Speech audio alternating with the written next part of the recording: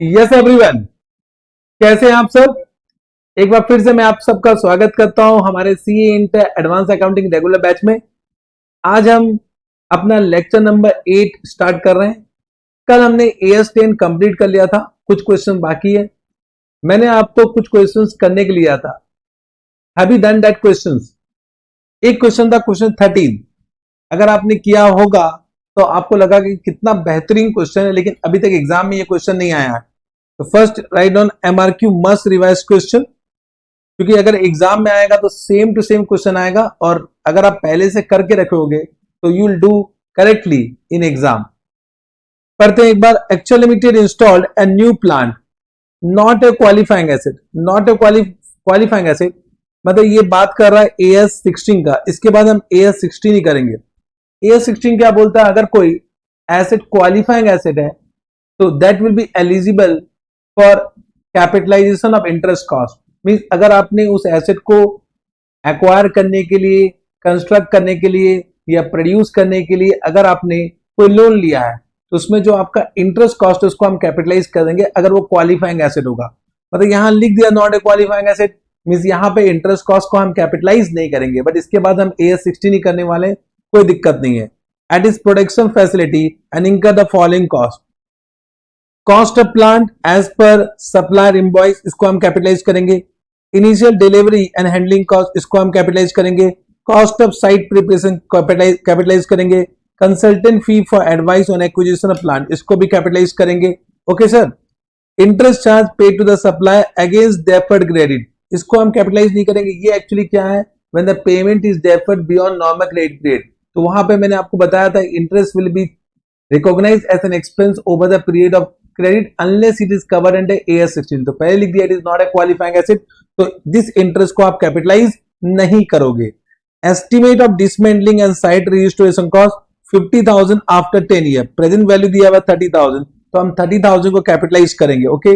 Operating loss before commercial production, इसको हम capitalise नहीं करेंगे। कोई भी आपका ऑपरेटिंग लॉस को कैपिटलाइज नहीं किया जाता है। Okay. The company identified motor installed in plant as a separate component and the cost of 5 lakh purchase price and other costs were allocated to them proportionately। बोला कि जो मोटर है that is a significant component of this plant, तो उसको आप depreciate separately करोगे। और उसमें बोला the cost of 5 lakh purchase price means out of 30 lakh 5 lakh is allocated to motor and 25 to the balance। It means कहने से ये क्या रेशियो हो गया? रेशियो हो गया 1:5।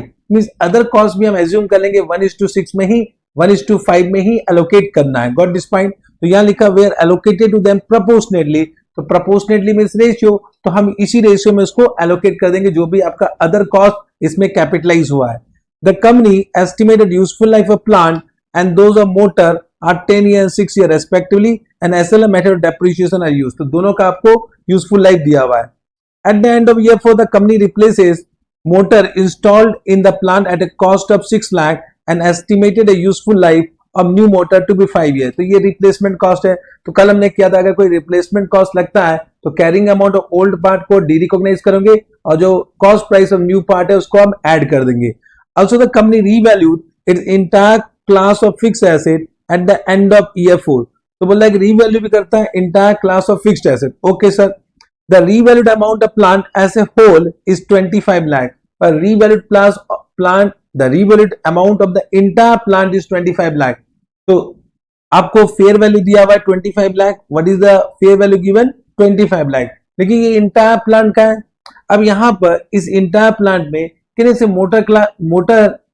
मोटर भी इंक्लूड होगा, जिसका आज का नया कॉस्ट कितना है? 6 लाख। तो इस 25 लाख में 6 लाख इंक्लूड होगा। तो क्या मैं बोल सकता हूं जब बैलेंस ऑफ प्लांट है अपार्ट फ्रॉम मोटर, उसका रीवैल्यूड प्राइस कितना होगा? 25 minus 6 that is 19 lakh। that is 19 lakh। At the end of year 8, the company decided to retire the plant from active use and also dispose of the plant as a whole for rupees 6 lakh। तो at the end of 8 years को dispose of कर देता है at rupees 6 lakh। There was no change in the dismantling and site restoration liability during the period of use। बोला कि कोई changes नहीं हुआ इन DRSL। तो कल याद करो एक हमने पॉइंट किया था चेंजेस इन DRSL, याद आ रहा है? लेकिन मैंने आपको बोला था अभी तक उसके बाद क्वेश्चन नहीं आया, यहाँ पे लिख दिया है there is no change in DRSL। You are required to explain how the above transaction would be accounted in accordance with AS10. जबरदस्त क्वेश्चन है, मतलब इस क्वेश्चन में सारा चीज ही पूछ लिया है. Can we do? Yes sir. तो हम कर रहे हैं AS10. AS10 का हम कर रहे हैं क्वेश्चन नंबर 13. तो सबसे पहले आप निकालोगे cost price, initial cost price. देखिए point number 1, calculation of initial cost price of plant. तो क्या क्या ऐड करना है? First, purchase price. आपका परचेज प्राइस कितना दिया हुआ? 30 लाख. Okay sir. तो इसमें हम ऐड करेंगे, प्लस करेंगे initial delivery and handling cost. Handling cost वो कितना है? That is 1 lakh. उसको ऐड कर दीजिए. इसमें ऐड करेंगे plus cost of site preparation. Cost of site preparation उसको ऐड कर दीजिए. कितना है? 2 लाख. 2 लाख आप ऐड कर दोगे. Okay sir. फिर आपका है कंसल्टेंट फी, उसको भी ऐड करोगे. तो ऐड कीजिए कंसल्टेंट फी. वो कितना दिया हुआ? That is equal to 50,000. Am I right? तो कितना दिया हुआ कंसल्टेंट फी? That is 50,000. तो 50,000 भी ऐड कर दीजिए. Okay sir. Then there is one plus present value of dismantling cost. तो प्रेजेंट वैल्यू कितना दिया हुआ? 30,000. That will be added. उसको ऐड कर दीजिए. 30,000 का ऐड कर दीजिए. तो ये आपका सारा हो गया प्लस. तो what is the initial cost price? Initial cost price कितना आया? चेक कीजिए. तो ये आएगा 30 प्लस 1 31 32. तो 33,80,000. तो दिस इज 33,80,000. अंडरस्टूड. इसमें एक नोट लिख दीजिएगा. Note as the asset as the plant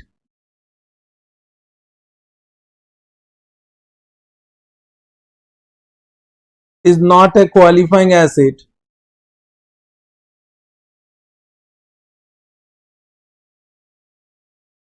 is not a qualifying asset. लिखा हुआ है ना, is not a qualifying asset. Interest on deferred payment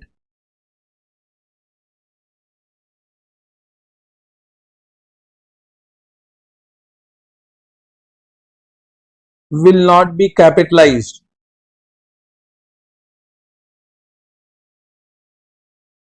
correct. ये आपका नोट नंबर 1 हो गया. नोट नंबर 2 लिखिए. Initial operating losses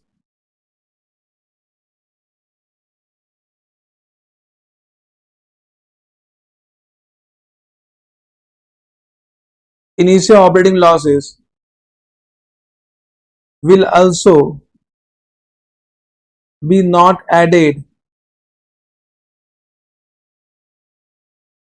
to the cost price of plant. Okay sir, समझ गए. ये आपका हो गया पॉइंट नंबर ए. अब आप क्या कैलकुलेट करोगे? Carrying amount of motor car and plant, क्योंकि मोटर कार का आपको यूजफुल लाइफ अलग दिया हुआ है एंड बैलेंस प्लांट का आपको यूजफुल लाइफ अलग दिया हुआ है. तो एट ईयर एंड 4 करोगे कि बिकॉज एट ईयर एंड 4 एक रिप्लेसमेंट होता है, तो आपको कैरिंग अमाउंट चाहिए एट ईयर एंड 4. तो लिखिए point number B, calculation of carrying amount of motor and balance plant. Understood. तो दो पार्ट में डिवाइड कर दीजिए. पे लिखे मोटर, और यहां पर लिख सकते हो बैलेंस प्लांट। तो इसका कॉस्ट प्राइस आपको निकालना पड़ेगा। कॉस्ट प्राइस कितना है? तो cost price we need to allocate, तो एलोकेट कीजिए। तो परचेज प्राइस को तो एलोकेट किया हुआ ही है, तो कॉस्ट प्राइस में आपका परचेज प्राइस वो कितना कितना है, दैट इज 5 लाख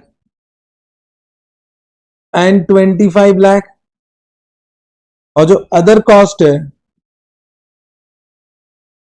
उसको हम एलोकेट करेंगे इसी रेशियो में, 1:5 में एलोकेट कर देंगे। तो अदर कॉस्ट कितना हुआ आपका 20, इसमें से 25 मीन्स आपका 30 लाख माइनस कर दीजिए, बचा 3,80,000। तो 3,80,000 तो आप एलोकेट कीजिए। तो 3,80,000 इंटू 1/6 कितना हो गया? 3,80,000 into divide by 6 that is 63,333। तो इसमें ऐड कर दीजिए 63,333 एंड 3,80,000 इंटू 5/6 कैलकुलेट कीजिए। इससे आप सीधा 3,80,000 माइनस भी कर सकते हो। तो ये कितना आया? 3,16,667, करेक्ट। तो ये आपका आ गया cost price. Cost price means allocated cost price, allocated cost price ये कितना है? 5,63,333 and this will B 28,16,667। Understood, correct. अब क्योंकि इसका यूजफुल लाइफ, मोटर कार का यूजफुल लाइफ कितना है? Useful life of motor car is 6 year और इसका यूजफुल लाइफ कितना है? That is 10 year. तो 4 ईयर एक्सपायर हो गया तो 4 साल का आपको डेप्रिसिएशन निकालना है। तो लिखिए less accumulated depreciation, less accumulated depreciation, so that will be 5,63,333 divide by 6 into 4, ये कितना आया? तो 5,63,333 divide by 6 into 4 that will be equal to 3,75,555 understood. अब इसमें डेप्रिसिएशन कैलकुलेट कीजिए। तो ये 28,16,667 divide by 10 into 4, divide by 10 into 4 इसको कीजिए। तो 28,16,667 divide by 10 into 4 that is coming how much? कितना आ रहा है? देखिए 1,12,000 that will be 1 lakh, नहीं, it is 11,26,667 आ गया, करेक्ट। अब आपको निकालना है, क्या निकालना है? Carrying amount. तो carrying amount at year end 4 कितना आया?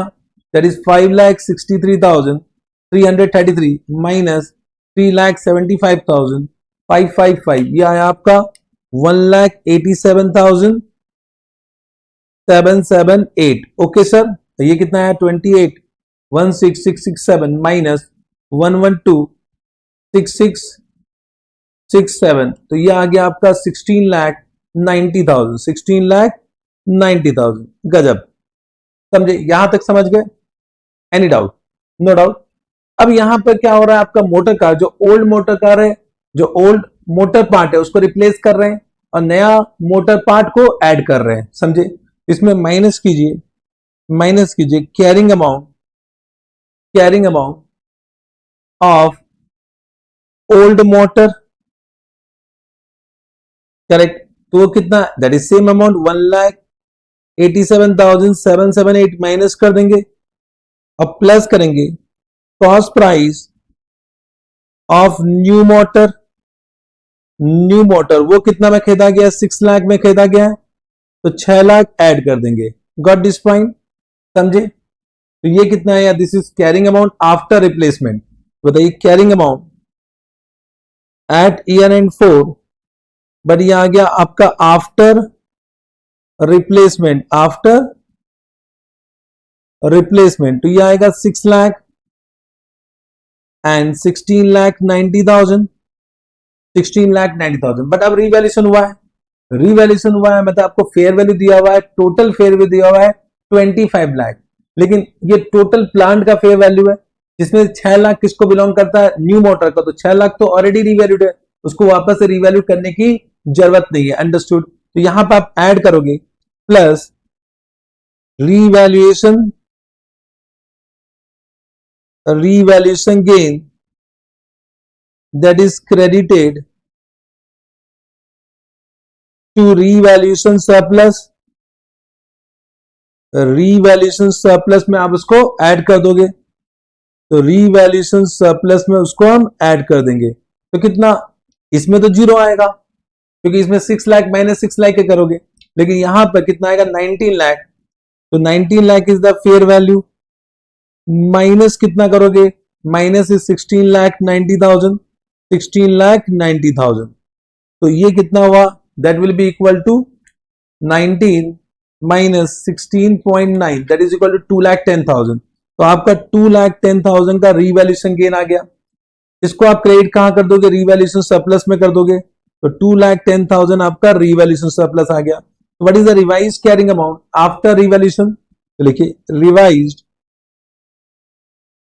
carrying amount at year end 4 only, that is after revaluation, after revaluation वो कितना है मुझे बताइए, this is 6 lakh, 6 lakh and this is how much, this is 19 lakh, this is 19 lakh, okay sir, understood। अब इसको हम डिस्पोज अप कर रहे हैं एट ईयर एंड 4। अब इसमें बोला है कि जो नया मोटर पार्ट है उसका रिमेनिंग यूजफुल लाइफ 5 साल हो जाएगा, तो इसका रिमेनिंग यूजफुल लाइफ कितना है, तो अगर लिखते हैं रिमेनिंग यूजफुल लाइफ, अब इसका 5 ईयर है और इसका कितना है, 10 में से गया, 10 में से आपका कितना एक्सपायर्ड हो चुका है, 4 एक्सपायर्ड हो चुका है, तो इसका रिमेनिंग यूजफुल लाइफ कितना है, 6 है, ओके। तो इसमें से माइनस करेंगे आप एक्यूमुलेट डेप्रिसिएशन, क्योंकि at the end of 8 year आपका क्या हो रहा है, डिस्पोजल हो रहा है, तो अब और 4 साल का आप क्या करोगे, डेप्रिसिएशन निकालोगे, तो माइनस कर दो, लेस एक्यूमुलेटेड डेप्रिसिएशन, मैं यहीं पे कैलकुलेट कर दे रहा हूं, तो पहला 6 lakh, 6 lakh divide by 5 into 4 करोगे, 6 lakh divide by 5 into 4, okay sir. तो ये कितना है, 6 लाख डिवाइड बाई 5 इंटू 4, ये आ गया आपका, दैट इज कमिंग 4,80,000, तो यहां से माइनस करोगे 4,80,000 और ये कितना आएगा 19 lakh, 19 lakh divide by 6 into 4 करोगे, तो ये कितना है 19 lakh divide by 6 into 4, that is coming how much, this is coming 12,66,667, okay sir, 667 समझ गए। तो ये आपका आ जाएगा carrying amount at year and 8, तो carrying amount at year and 8 before disposal, तो ये कितना आया आपका 1,20,000 एंड इसमें से 19 लाख माइनस कर दो, तो ये कितना आ रहा है 6,33,333, 333, understood, any doubt in this, no doubt, correct. अब यहां से माइनस करना, लेस सेल प्राइस, आपका सेल प्राइस कितना दिया हुआ है, तो सेल प्राइस आपको कितना दिया हुआ चेक करो, तो sale price how much given, 6 lakh. Now once again आपको ये नहीं पता है कि सेल प्राइस कितना मोटर का कितना है और मोटर पार्ट का कितना है और अदर बैलेंस पार्ट का कितना है, motor part and balance part, तो आप इसको वंस अगेन डिवाइड कर सकते हैं, कौन से रेशियो में, कौन से रेशियो में डिवाइड करें, तो आपके पास देखिए 2 ऑप्शन है यहां पर, या तो डिवाइड कर दो इन the ratio of current carrying amount, in the ratio of current carrying amount, या डिवाइड कर दो इन द रेशियो 1:5, जो आपको सही लगता है। देखिए यहां पर अगर सोल्यूशन देखो तो उन्होंने क्या दिया हुआ है, चेक करो यहां पे क्या लिखा हुआ है, चेक करते हैं। यहां पे देखिए डिस्पोजल प्रोसीड उन्होंने उन्होंने एलोकेट किया in the ratio of carrying amount, but एक नोट जरूर देगा, देखा it may be also apportioned as 1:6 to the motor and 5:6 what in the balance. Okay, motor amounted to means ये this approach may not be preferable because there has been revaluation of the plant. बोला कि ये हो सकता है preferable ना हो क्योंकि यहां पर रिवैल्यूएशन हो चुका है। तो आपकी मर्जी, आप कैरिंग अमाउंट बेटर होगा कैरिंग अमाउंट में, तो मैं भी यही चाहूंगा आप कैरिंग अमाउंट में करो। तो इसको डिवाइड कर देंगे, देखो allocated in the ratio of carrying amount, in the ratio of carrying amount. तो 6 लाख को एलोकेट कीजिए, तो टोटल कितना हुआ इसका, इट इज 6,33,333 प्लस 1,20,000, तो टोटल कितना है इसका, टोटल इज 7,53,333। ओके सर, तो 6 लाख डिवाइड बाय 7,53,333 इंटू 1,20,000 कितना आया, तो ये आ गया आपका 95,575। इसमें से माइनस कर दो 6 लाख, तो कितना बचा, दैट इज 5,04,425, तो 425 तो एलोकेट कर दिए। क्यों एलोकेट किए, क्योंकि आपको अलग अलग नहीं दिया हुआ है। तो ये आपका आ गया गेन और लॉस ऑन सेल, तो ये आपका लॉस ऑन सेल है, तो लिखिए लॉस ऑन डिस्पोजल या लॉस ऑन सेल। तो लॉस ऑन सेल कितना आया, तो this will be equal to how much, 1,20,000 minus 95,575 that is equal to 24,425। ये कितना आया, 6,3,333 माइनस 5,04,425, तो ये कितना है 1,28,908, ये आ गया 908। लो, तो this loss on sale will be debited to profit and loss account, इसको पीएल में डेबिट कर दो। और क्योंकि सेल हो चुका है तो जितना भी रिवैल्यूएशन सरप्लस उसको कहां ट्रांसफर कर दोगे आप, रेवेन्यू रिजर्व में ट्रांसफर कर दोगे। लिखो revaluation surplus, revaluation surplus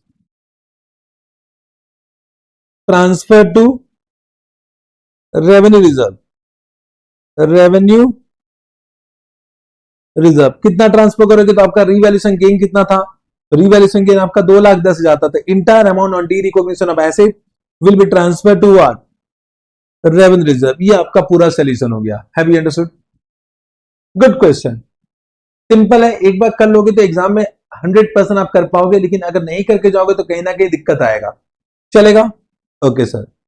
now एक बार इसमें एमसीक्यूज पे पूरा देख लेते हैं। एमसीक्यूज हम हर चैप्टर का देख लेंगे। क्या लिखा हुआ है, as per AS 10 PP which of the following cost is not included in the carrying amount of an item of PP?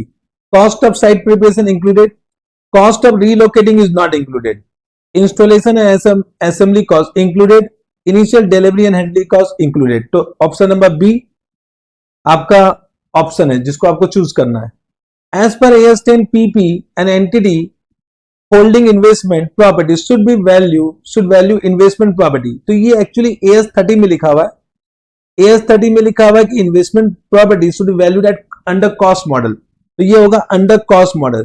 तो any PP which is actually an investment property that is covered under AS 13। AS 13 क्या बोलता है, उसको major करो as per cost model as prescribed in AS 10। तो इसका answer होगा under cost model. ये आप कवर कर लोगे, कहां कवर कर लोगे, AS 30 में कवर कर लोगे। Okay, now a plot of land with a carrying amount of 1 lakh was revalued to 1,50,000 at year end 2। तो 50,000 कहां ट्रांसफर हो जाएगा, रीवैल्यूएशन सरप्लस में। Subsequently, due to drop in the market value, the land was determined to have a fair value of 1,30,000। तो 20,000 का क्या हो गया, आपका revaluation loss हो गया at year end 4। Assuming that entity adopt revaluation model, what would be the accounting treatment of revaluation? तो revaluation gain initially will be transferred revaluation surplus, और revaluation loss को भी आप डेबिट करोगे किसमें, will debit revaluation loss to the revaluation surplus to the extent available। तो 50,000 से आप उसको राइट ऑफ कर दोगे, तो 20,000 आप डेबिट कर दोगे रिवैल्यूएशन सरप्लस में। तो क्या लिखा, ऑप्शन कौन सा सही है, ये सही है। Initial upward revaluation of 50,000 credited to revaluation reserve, subsequent downward revaluation of 20,000 is also debited to revaluation reserve. Option number C correct है। Okay sir. Then point number 4, a plot of land with a carrying amount of 1 lakh was revalued at 90,000. 10,000 का loss है, तो 10,000 का loss है उसको debit करेंगे PL में। At the end of year 2, subsequent due to increase in the market value, the land was determined to have a fair value of 1,05,000. तो कितने का इंक्रीज होगा? 90 minus 1,05,000, that is 15,000. तो this gain will first credited to PL to the extent of previous decrease. तो कितना credit करेंगे? 10,000 credit करेंगे and 5,000 credit कर देंगे आपके रिवैल्यूएशन सरप्लस में। ओके, तो कौन सा सही है चेक करेंगे। तो ऑप्शन नंबर सी देखो, initial downward revaluation of 10,000 debited to PL, subsequent upward revaluation of 10,000 credited to PL and 5,000 credited to revaluation reserve. चलेगा? Yes sir.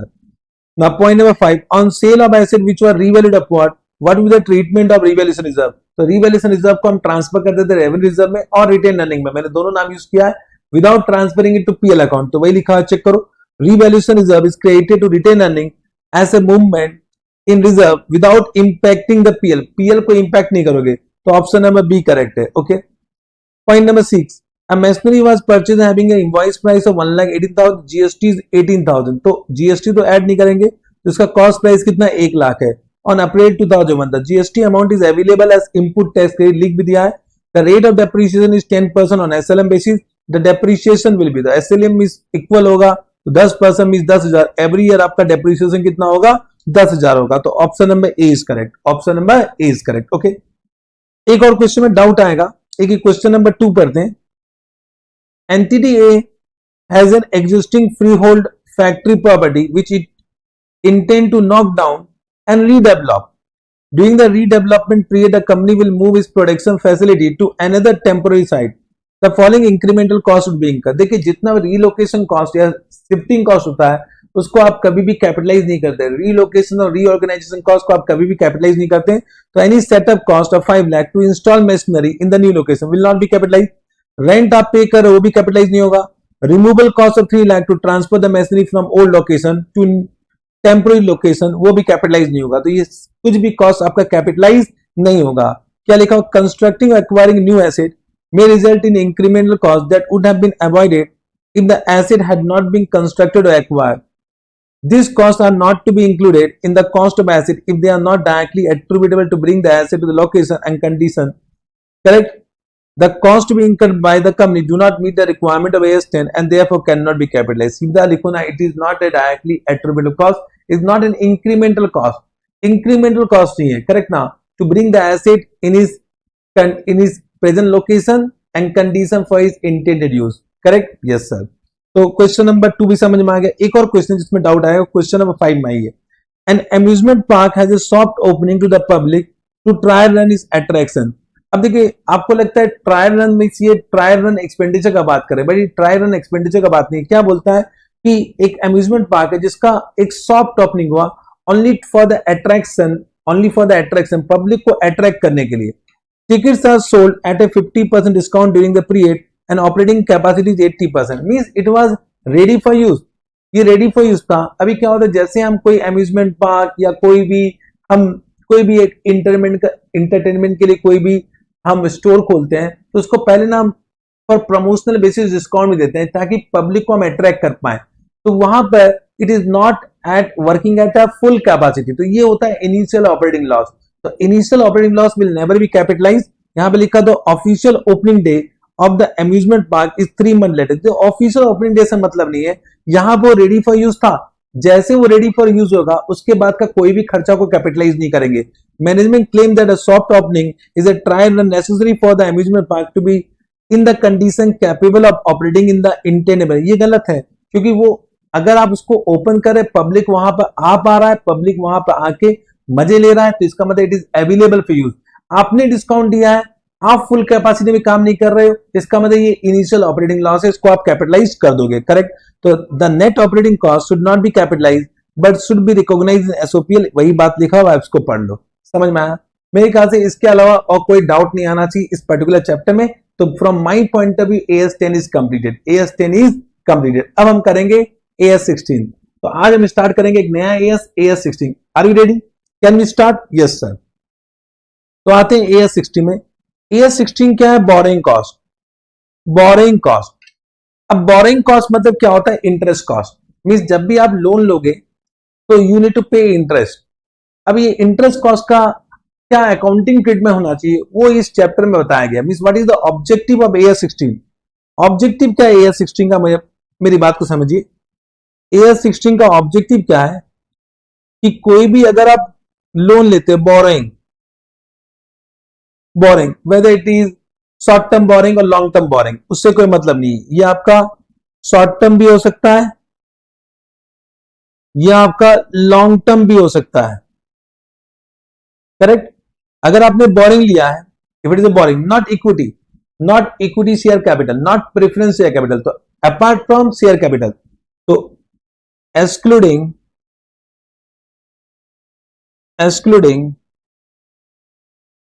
शेयर कैपिटल, हम उसके बारे में बात नहीं कर रहे। तो ऑफकोर्स आपको इंकर करना पड़ेगा बोरिंग कॉस्ट, आपको इंकर करना पड़ेगा बोरिंग कॉस्ट। अब boring cost have two part, एक तो होता है इंटरेस्ट कॉस्ट, एक तो होता है इंटरेस्ट कॉस्ट, और एक होता है अदर कॉस्ट। अदर कॉस्ट का मतलब क्या हुआ? There are some other cost, for example discount on issue of debenture. Debenture is also boring, debenture पता है ना, डिवेंचर इज आल्सो बोरिंग। आपने लोन लिया पब्लिक से तो discount on issue of debenture, और आपने प्रीमियम पे किया ऑन रिडम्पशन ऑफ डिवेंचर, या कोई भी और related expenses in connection with boring. For example आपने लोन, बैंक से लोन लेने के लिए आपने आपने कुछ कमीशन पे किया, तो वो होता है ancillary cost in connection with boring of fund, तो वो सारे अदर कॉस्ट आ जाएंगे। तो इस टोटल कॉस्ट, जो भी टोटल कॉस्ट होता है, इसका क्या अकाउंटिंग ट्रीटमेंट होना चाहिए? क्या इसको पीएल में चार्ज करें, और क्या इसको हम कैपिटलाइज कर सकते हैं? कैपिटलाइज कर सकते हैं इन the cost price of asset. For example आपने इन्वेंट्री प्रोड्यूस किया बाय टेकिंग अ लोन, तो इंटरेस्ट कॉस्ट आपका क्यों लग रहा है? बिकॉज ऑफ प्रोडक्शन कर रहे हैं। तो यहां डाउट है क्या इंटरेस्ट कॉस्ट को कैपिटलाइज कर सकते हैं इन the cost price of inventory? नहीं करें, ये डाउट है। अभी आपने for the construction of PP आपने लोन लिया, तो क्या इंटरेस्ट कॉस्ट को क्या हम कैपिटलाइज कर दें इन the cost price of PP? This is doubt. अभी सपोज आपने कोई इंटेंजिबल एसेट एक्वायर किया, तो इंटेंजिबल एसेट एक्वायर किया तो लोन लिया होगा उसके लिए, तो क्या उसको हम कैपिटलाइज कर दे in the cost price of intangible asset? ये बात हो रहा है। Understood? I hope you understood. तो objective of this chapter is to find out whether borrowing cost will be capitalized or charged to profit and loss account as an expense। और capitalise हो रहा है, अगर कैपिटलाइज करना है तो कितना अमाउंट कैपिटलाइज करें, कब तक कैपिटलाइज करें, वो सब यहां पर डिस्कशन होगा। कितना अमाउंट कैपिटलाइज करें और कब तक कैपिटलाइज करें, मींस किस पॉइंट ऑफ टाइम में आप कैपिटलाइजेशन बंद कर दोगे, वो भी यहां पर डिस्कशन किया हुआ है। अंडरस्टूड? तो व्हाट इज द ऑब्जेक्टिव? पहले बोरिंग कॉस्ट और interest cost and other cost, or interest cost and other cost in connection with borrowing of fund, so borrowing cost does not include any cost of owner capital, any cost of owner capital, for example equity and preference capital। तो अगर कोई cost, अगर आप preference dividend pay कर रहे हो preference share capital को, तो that is not a borrowing cost, वो बोरिंग कॉस्ट नहीं है। तो यहां पे शेयर कैपिटल का कॉस्ट कवर नहीं होता है। इक्विटी शेयर कैपिटल का कोई भी कॉस्ट हो, चाहे वो एक्चुअल हो चाहे वो इंप्यूटेड मतलब होता है नॉशनल कॉस्ट को भी नहीं लेना है। तो यहां क्लियर किया गया है, ना एक्चुअल कॉस्ट आएगा ना इंप्यूटेड कॉस्ट आएगा of owners capital. Notional cost का मतलब क्या हुआ कि suppose, just try to understand, कि आपने कोई इक्विटी शेयर कैपिटल लिया है, तो एक्चुअली उसका आप डिविडेंड, हो सकता है डिविडेंड पे नहीं कर रहे हो, लेकिन फिर भी कुछ ना कुछ कॉस्ट होता है for taking that fund from equity shareholders. इस नॉशनल कॉस्ट के बारे में मेरे ख्याल से जब आप एफएम पढ़ोगे तो वहां पर आपको ज्यादा डिटेल में बताया जाएगा। यहां पर तो सिर्फ इतना समझना है कि ना एक्चुअल कॉस्ट आएगा ना इंप्यूटेड कॉस्ट आएगा ऑफ ऑनर्स कैपिटल। तो cost of equity, cost of preference share capital is not covered in this chapter, उसको यहां पर कवर नहीं कर रहे हैं। तो बोरिंग कॉस्ट में क्या क्या इंक्लूड होगा? बोरिंग कॉस्ट में इंक्लूड होगा any interest and commitment charges on borrowing। interest and commitment charges nothing but interest only, कि आपने कितना कमिट किया है टू पे फॉर दैट बोरिंग, उसको हम कमिटमेंट चार्जेस बोलते हैं। तो interest and commitment charges are same, correct. तो interest cost will be a borrowing cost. इसके अलावा discount on issue of debentures of bond, discount on issue of debentures of bond, premium on redemption of debentures of bond, कोई premium है redemption of debenture वो भी आ जाएगा। Any ancillary cost, ancillary means related cost, any related cost incurred in connection with the borrowing, incurred in connection with borrowing, आपने loan लिया है और उसके लिए आपको कमीशन पे करना पड़ा है, करेक्ट ना। नॉर्मली क्या होता है, CA will help in arranging loan for the client. तो सीए क्या करता है, जो भी आप भी चार्टर्ड अकाउंटेंट बनोगे ना, तो आप क्या करोगे, अपने क्लाइंट को हेल्प करोगे फॉर अरेंजिंग द लोन। तो आप हेल्प फ्री में तो नहीं करोगे, आप कुछ कमीशन लोगे। तो अगर सपोज 10 करोड़ का लोन है तो आप बोलेंगे 1% मेरा फी है, तो 10 करोड़ का 1% आपका फी हो जाएगा। That is also what, one boring cost, समझे। तो fees to a chartered accountant for arranging loan, example दिया हुआ है, करेक्ट।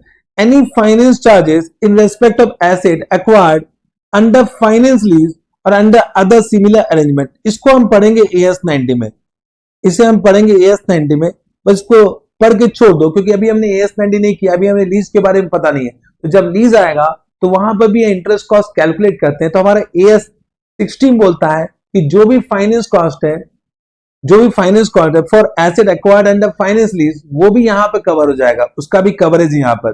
देन लास्ट पॉइंट क्या है, exchange difference arising from foreign currency boring to the extent they are regarded as an adjustment to interest cost. इसे भी मैं बताऊंगा, पर अभी नहीं बताऊंगा। मींस अभी मेरा जो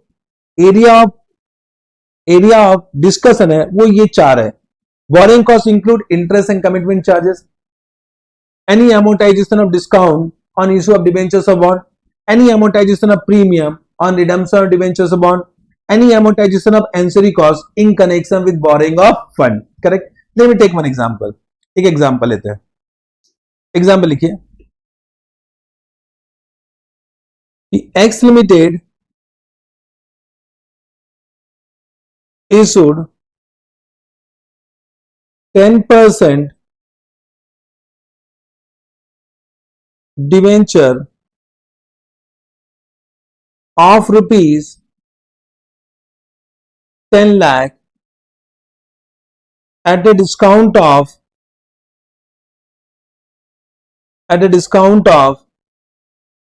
10%, at a discount of 10% on 1/4/2021, okay, understood, okay। देखिए, such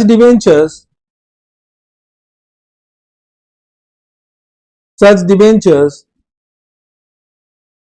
are redeemable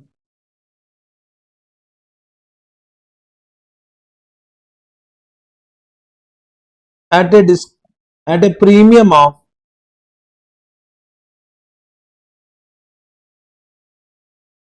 20% after 3 year, so it is redeemable after 3 year at a premium of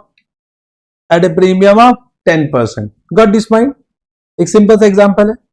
तो मेरे ख्याल से एक सीए फाउंडेशन लेवल में आपके लिए इसके ऊपर जर्नल एंट्री भी किया होगा। इसका जर्नल एंट्री क्या होगा मुझे बताइए, जर्नल एंट्री। तो जर्नल एंट्री क्या होगा, बैंक अकाउंट आपके पास कितना है 10 लाख, लेकिन डिस्काउंट में इशू किया है 1 लाख, डिस्काउंट हो गया तो 9 लाख आया आपके पास, 9 लाख, अंडरस्टूड। फिर लिखते थे आप, याद करो, discount on issue of debenture, discount on issue of debenture, ये कितना आएगा 1 लाख, 1 लाख। एक लाइन छोड़िएगा, फिर लिखते थे, एक लाइन छोड़ दीजिएगा, फिर लिखते थे टू 10% डिवेंचर, और डिवेंचर को आप दिखाते थे एट नॉमिनल वैल्यू। तो इसका नॉमिनल वैल्यू कितना है 10 लाख, 10 लाख, ओके सर। तो यहां पे देखिए डिस्काउंट आपने कितना रिकॉर्ड किया, डिस्काउंट आपने रिकॉर्ड किया 1 लाख, ओके। एक काम कीजिए, इसको कर दीजिए रिडीमेबल आफ्टर 4 ईयर, थोड़ा आसान हो जाएगा, आफ्टर 4 ईयर, ओके सर। अब देखिए यहां पर debentures are redeemable at a premium 20%, 20% means 2 lakh. तो यहां पर आज ही आपने कॉन्ट्रैक्ट कर लिया है कि इसको रीपे करना है after 4 year at a premium 20%। तो इसका मतलब there is an obligation to pay, there is an obligation to pay not 10 lakh, there is an obligation to pay 12 lakh. तो ऑब्लिगेशन आपने कॉन्ट्रैक्ट किया कि आपको पे करना है कितना, 12 लाख। तो मुझे बताइए आपका आज का लायबिलिटी 10 लाख है कि 12 लाख है? 12 लाख है। तो इसका मतलब 2 लाख आपको इंक्रीज करना चाहिए, क्योंकि आपको पे 10 लाख नहीं करना है, आपने 10 लाख लिया लेकिन आपको पे करना 12 लाख। तो हमें प्रीमियम पेबल अकाउंट भी खोलना चाहिए। तो हमारा क्या होगा, प्रीमियम पेबल, ये हमारा लायबिलिटी हो गया, वो कितना 2 लाख। और ये आज का एक्सपेंस हो गया, मतलब एक्सपेंस भी तो है, लॉस, जिसको हम बोलते हैं loss on issue of debenture. तो आप लिख सकते हो प्रीमियम, या लिखो बेटर लॉस ऑन इशू, इसको बोलते हैं loss on issue of debenture account debit. तो एक्चुअली देखिए आपका टोटल एक्सपेंस ऑन इशू कितना है, 3 lakh. Total expense on issue कितना है, 3 लाख। Got this point? मेरी बात को समझे? Have you understood this point? Okay sir, yes sir, correct. अब देखिए आपको ये तो हो गया, और अब आपको इंटरेस्ट एक्सपेंस कितना पे करना पड़ेगा सर, 10% ऑफ 10 लाख। मींस आपका बोरिंग कॉस्ट कितना होगा, इंटरेस्ट कॉस्ट कितना होगा, 10 लाख का 10% means 1 lakh 1 lakh 1 lakh every year. Means अब लिखिए calculation of borrowing cost, calculation of borrowing cost. तो आपको कैलकुलेट करना है borrowing cost year 1, year 2, year 3, year 4, correct? Yes. तो पहला तो आ गया इंटरेस्ट कॉस्ट। इंटरेस्ट कॉस्ट कितना आएगा, that is 1 lakh every year, 1 lakh every year. Understood? Correct. लेकिन इसके साथ एक डिस्काउंट ऑन इशू भी है and premium payable redemption debenture भी है, वो भी आपका क्या है, एक्सपेंस है। तो इसे आप एमोटाइज करोगे ड्यूरिंग द 4 ईयर। तो आप इसको एमोटाइज करोगे 4 साल में, 4 साल में। तो हम इसको एक इकट्ठा बोलते हैं एमोटाइजेशन लॉस। तो मुझे बताइए इसके साथ क्या आ रहा है, loss on issue of debenture, मैं इकट्ठा लिख रहा हूं। Loss on issue of debenture कितना है, 3 लाख। 3 लाख डिवाइड बाय 4 कर दीजिए, आप इसको एमोटाइज करोगे इक्वली, डिवाइड बाय 4, तो ये आया 75,000। तो इसे आप एमोटाइज कर दोगे 75,000, 75,000, 75,000, 75,000। तो आपका टोटल बोरिंग कॉस्ट कितना आया, तो आपका बोरिंग कॉस्ट है 1,75,000 फर्स्ट ईयर का, सेकेंड ईयर का भी 1,75,000, थर्ड ईयर का भी कितना है 1,75,000, एंड फोर्थ ईयर का भी कितना है 1,75,000। तो this is the amortisation. Amortise कितना कर रहे हो, तो एमोटाइज करो ड्यूरिंग द 4 ईयर। तो आपने एक्सपेंस तो इंकर किया एट द बिगिनिंग, बट इसको एमोटाइज करते हो, 4 साल में, during the life of the debenture, during the life of debenture. तो हमने इसको 3 लाख को इकट्ठा एमोटाइज कर दिया 4 साल में, डिवाइड बाय 4। तो इसको टोटल बोलते हैं लॉस ऑन इशू, हम टोटल बोलते हैं लॉस ऑन इशू। हाँ, इसमें 2 कंपोनेंट है, एक है discount on issue of debenture, एक है premium payable redemption debenture, correct? दोनों का एमोटाइज करेंगे over the life of debenture, 4 साल में हम एमोटाइज कर देंगे। तो आपका टोटल बोरिंग कॉस्ट ईयर 1 का इतना आया, ईयर 2 का इतना आया, ईयर 3 का इतना आया, ईयर 4 का इतना है। इतना समझ में आया? अब इस बोरिंग कॉस्ट को पीएल में चार्ज करें या कैपिटलाइज करें, ये हमारा AS 16 बताएगा। अभी हम AS 16 स्टार्ट नहीं है, अभी तो मैं ये बता रहा हूं व्हाट इज बोरिंग कॉस्ट। तो बोरिंग कॉस्ट है इंटरेस्ट कॉस्ट और any other cost in connection with boring of fund, in connection with boring fund. Examples क्या हुआ समझ में? It will include interest and commitment charge, amortization of discount, समझे? amortization discount on issue of debenture, amortization of premium on redemption debenture, amortization of any ancillary cost in connection with the borrowing। और ये दोनों point ये तो हम AS 90 में करेंगे, और लास्ट वाला पॉइंट जो एक्सचेंज डिफरेंस का है उसको मैं लास्ट में बताऊंगा आपको। Correct, have you understood? Correct. एक क्लैरिफिकेशन दिया गया, क्लैरिफिकेशन क्या है समझो, कि आपने आज लोन लिया है, 10 लाख का आपने लोन लिया है, और आपने बोला कि इसको आप 20 साल तक यूज करोगे, या 20 साल के बाद आप रीपे कर दोगे। करेक्ट। अभी 5 साल एक्सपायर हो गया और आपने यूज प्रॉफिट कमा लिया। यूज प्रॉफिट मींस आपके पास सरप्लस प्रॉफिट है। तो मुझे बताओ, जब आप राजा हो जाओगे, जब सरप्लस प्रॉफिट कमा लोगे, तो लोन की जरूरत नहीं है, तो आप लोन रीपे कर दोगे। लेकिन आपने तो वादा किया था कि 20 साल तक लोन का यूज करोगे, तो इसको बोलते हैं प्री पेमेंट। प्री पेमेंट करोगे लोन का। तो जब भी आप प्री पेमेंट करते हो ना, तो बैंक आपसे कुछ प्री पेमेंट फाइन लेता है, क्योंकि उसको नुकसान हो रहा है, क्योंकि आपने बोला था 20 साल तक लोगे, लेकिन आपने 5 साल यूज किया, तो उसको इंटरेस्ट का नुकसान है। तो bank will charge some prepayment fine. तो अगर यहां पर आपने लोन को रीपे किया, तो आपको एक प्री पेमेंट फाइन देना पड़ता है बैंक को।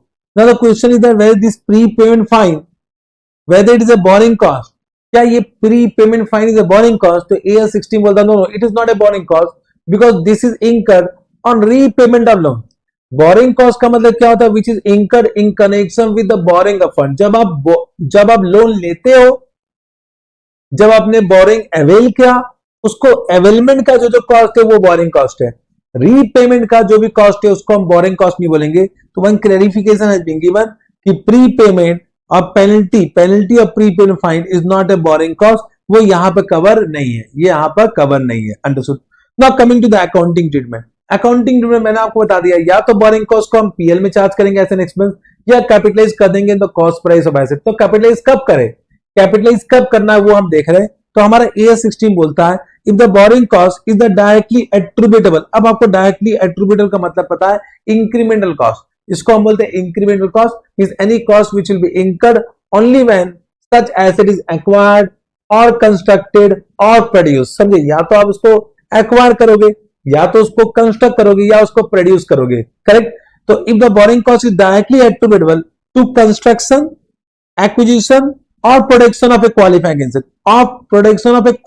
एसेट, पहले समझिए कंस्ट्रक्शन किसके लिए यूज किया है? Construction word has been used for PP etc. Construction will also include development. Development is used for intangible asset, means यहां पे intangible asset भी कवर है, इन्वेस्टमेंट प्रॉपर्टी भी कवर है, एक्विजिशन, आप कोई भी एसेट को एक्वायर करते हो, चाहे वो इन्वेंट्री एक्वायर कर लिया, PP एक्वायर कर लिया, इन्वेस्टमेंट प्रॉपर्टी एक्वायर कर लिया, कुछ भी एक्वायर कर सकते हो।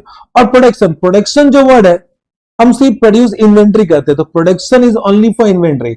इसका मतलब एक बात तो साफ है यहां पर कि यहां पर जो एसेट का हम बात करें, that may be inventory also, तो what they are saying, borrowing cost is directly attributable to construction और एक्विजिशन और production of a qualifying asset, means हर asset, every asset is not eligible, means every asset is not a qualifying asset. तो which are qualifying asset, that we need to understand। और सिर्फ qualifying asset में ही boring cost को capitalise कर सकते हैं। तो यहां पर हमें देखना है कि which asset will be eligible for capitalisation. तो ओनली क्वालिफाइंग एसेट्स, और ये क्वालिफाइंग एसेट का मतलब क्या वो समझाइए। तो हमारा AS 16 क्या बोलता है, those asset which take substantial period of time for getting ready for its intended use और सेल। या तो एसेट को आप यूज करोगे या आप सेल करोगे। PP को यूज करते हो, इंटेंजिबल एसेट को यूज करते हो, इन्वेस्टमेंट प्रॉपर्टी को यूज करोगे, इन्वेंट्री को सेल करोगे। तो या तो यूज करोगे या तो सेल करोगे, दोनों में से एक चीज तो करोगे, फॉर इज इंटेंडेड यूज और सेल। तो any asset which take substantial period of time, जो सब्सटेंशियल टाइम ले रहा है फॉर गेटिंग रेडी, फॉर बनने के लिए, फॉर इज इंटेंडेड यूज, या तो यूज करने के लिए या तो सेल करने के लिए। करेक्ट? अंडरस्टूड? तो sir what is the meaning of substantial? देखिए सब्सटेंशियल का मतलब क्या होता है वो समझना जरूरी है। अब देखिए ये निर्भर करता है कि किस पर्पस के लिए आप उसको किस पर्पस के लिए उस एसेट को बना रहे हो, तो उतना ही टाइम लेगा। जैसे फॉर एग्जांपल मैं रेडी होता हूं for coming in the class, तो I am getting ready for coming in the class, तो मुझे कितना समय लगता है? आधा घंटा लगता है। अब सेम पर्सन, मैं खुद अपने शादी के लिए तैयार होऊंगा तो मुझे 2 घंटा लगेगा, और कोई लड़की तैयार हो तो इसको 24 घंटा लगता है। तो इसका मतलब सब्सटेंशियल पीरियड ऑफ टाइम का मतलब क्या हो कि what period, how many month will B substantial, कितने मंथ को यहां पर सब्सटेंशियल बोला जाता है। तो इसके लिए क्लैरिफिकेशन दिया गया है। क्लैरिफिकेशन क्या दिया गया है कि सब्सटेंशियल पीरियड ऑफ टाइम, एक क्लैरिफिकेशन दिया गया सब्सटेंशियल पीरियड ऑफ टाइम के लिए कि कोई भी एसेट अगर 12 महीने से ज्यादा लेता है, कोई भी एसेट अगर 12 महीने से ज्यादा ले रहा है for getting ready for its intended use sale, तो वो हमेशा क्वालिफाइंग एसेट होगा। तो यहां पे क्लैरिफिकेशन दे दिया कि अगर कोई भी एसेट चाहे कंस्ट्रक्शन के लिए, चाहे प्रोडक्शन के लिए या एक्विजिशन के लिए 12 महीने से ज्यादा लेता है तो उसको हम क्वालिफाइंग एसेट बोलेंगे। और any asset which is taking less than 12 month, वो भी क्वालिफाइंग एसेट हो सकता है, लेकिन उसमें आपको अपना जजमेंट लगाना पड़ेगा depending upon facts and circumstances. Means वो ये नहीं मना कर रहा है कि कोई एसेट 12 महीने से कम लेगा तो वो क्वालिफाइंग एसेट नहीं होगा, वो भी क्वालिफाइंग एसेट हो सकता है, लेकिन वहां पे आपको अपना जजमेंट लगाना पड़ेगा depending upon facts and circumstances. Understood? तो what do you want to say, as substantial period time primarily depend on the facts and circumstances of each case. However, ordinary a period of 12 months is considered a substantial period of time. Correct? However, ordinary a period of 12 months is considered a substantial period of time. अगर मैं इसको explain करूं तो substantial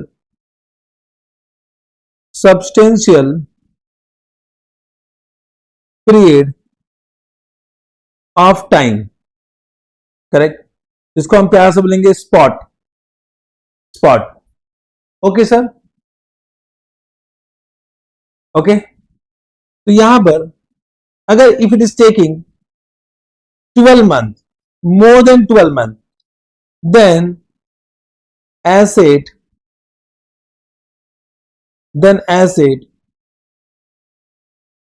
will be a qualifying asset. But अगर मैं बोलता हूं less than 12 month, है, करेक्ट, तो यहां लिख लो equal to more than 12 month, और लेस देन 12 मंथ है तो इट मे और may not be qualifying asset. मैं ये नहीं लिख लूंगा कि it will be a qualifying asset, मे और may not B a qualifying asset which depends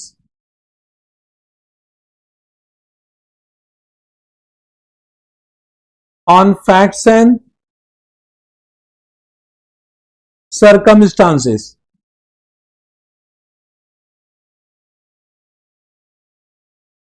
देखो अप्लाई जजमेंट, इसमें आपको जजमेंट अप्लाई करना पड़ेगा, करेक्ट। जैसे फॉर एग्जाम्पल मैं बोलता है कि we are constructing a building, और बिल्डिंग कंस्ट्रक्ट हो जाता है 9 महीना में, 9 महीना में कंप्लीट हो जाता है, तो 9 मंथ इज सब्सटेंशियल। आप कैसे बोल सकते हो 9 मंथ इज नॉट सब्सटेंशियल? तो डिपेंड करेगा कि आप क्या कंस्ट्रक्ट कर रहे हो, करेक्ट। तो अगर बिल्डिंग का कंस्ट्रक्शन के लिए 9 महीना लगता है तो of course 9 month will be considered substantial and it will be a qualifying asset. लेकिन from exam point of view कहने से आपको एक एजम्पशन लेना पड़ेगा कि वेदर इट इज सब्सटेंशियल और नॉट सब्सटेंशियल, क्योंकि आप प्रैक्टिकली तो डील नहीं कर रहे हो।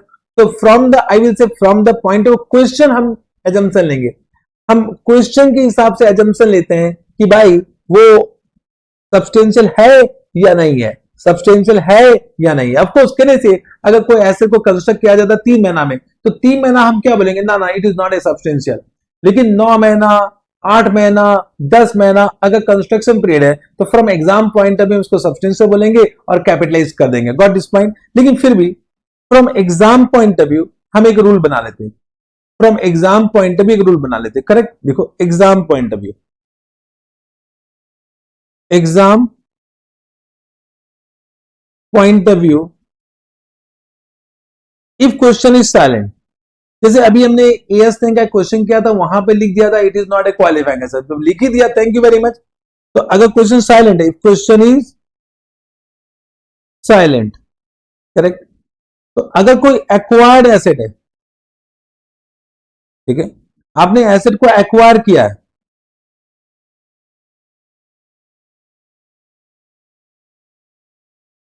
एक्वायर्ड एसेट है, हम ये बात कर रहे हैं कि जब वो 12 महीने से कम ले रहा है for getting ready for its intended use asset. देखिए एसेट को एक्वायर भी किया है तो उसको आप तुरंत यूज नहीं कर सकते, हो सकता है उसमें इंस्टॉलेशन लगे, इंस्टॉलेशन में कुछ टाइम लगे, असेंबली में टाइम लगे, असेंबल करने में उसको टाइम लगे, करेक्ट ना।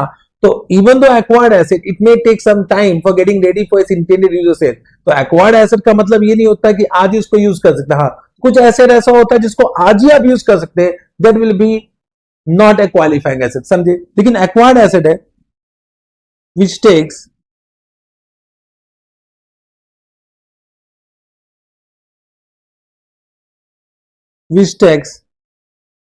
some time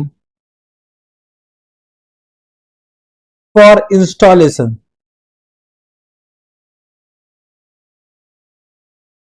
correct. तो अगर क्वेश्चन कुछ नहीं बोलता है इसको हम क्या मान लेंगे, not a qualifying asset, not a qualifying asset, ठीक है, अंडरस्टूड।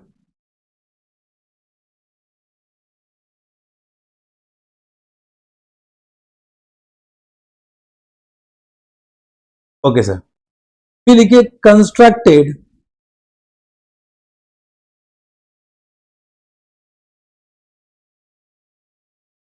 कंस्ट्रक्टेड एसेट, अगर कोई कंस्ट्रक्टेड एसेट दिया हुआ है तो हमेशा मान लो it is a qualifying asset, 9 महीना 10 महीना कंस्ट्रक्टेड दिया हुआ है तो इसको मान लो it is a qualifying asset, it will be a qualifying asset, यहां बेटर लिख लो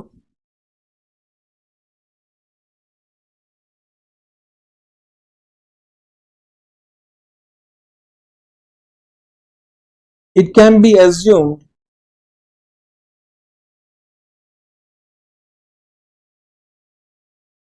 as a qualifying asset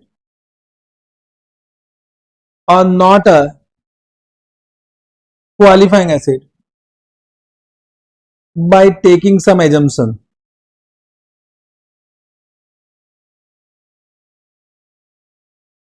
by taking some assumption। हम किस समय का बात कर रहे हैं, जब क्वेश्चन में लिखा हुआ है लेस देन 12 मंथ, उस समय का बात कर रहे हैं। This is one point which we may consider from exam point of view, correct. तो कोई एसेट एक्वायर किया which take some period for installation, वो क्वालिफाइंग एसेट भी हो सकता है, नॉट ए क्वालिफाइंग एसेट, अपना एजम्पशन लगा लो। नॉर्मली इसको बोलते हैं नॉट ए क्वालिफाइंग एसेट, देखिए normally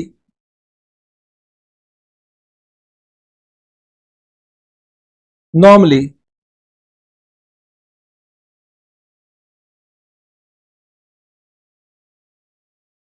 such asset are assumed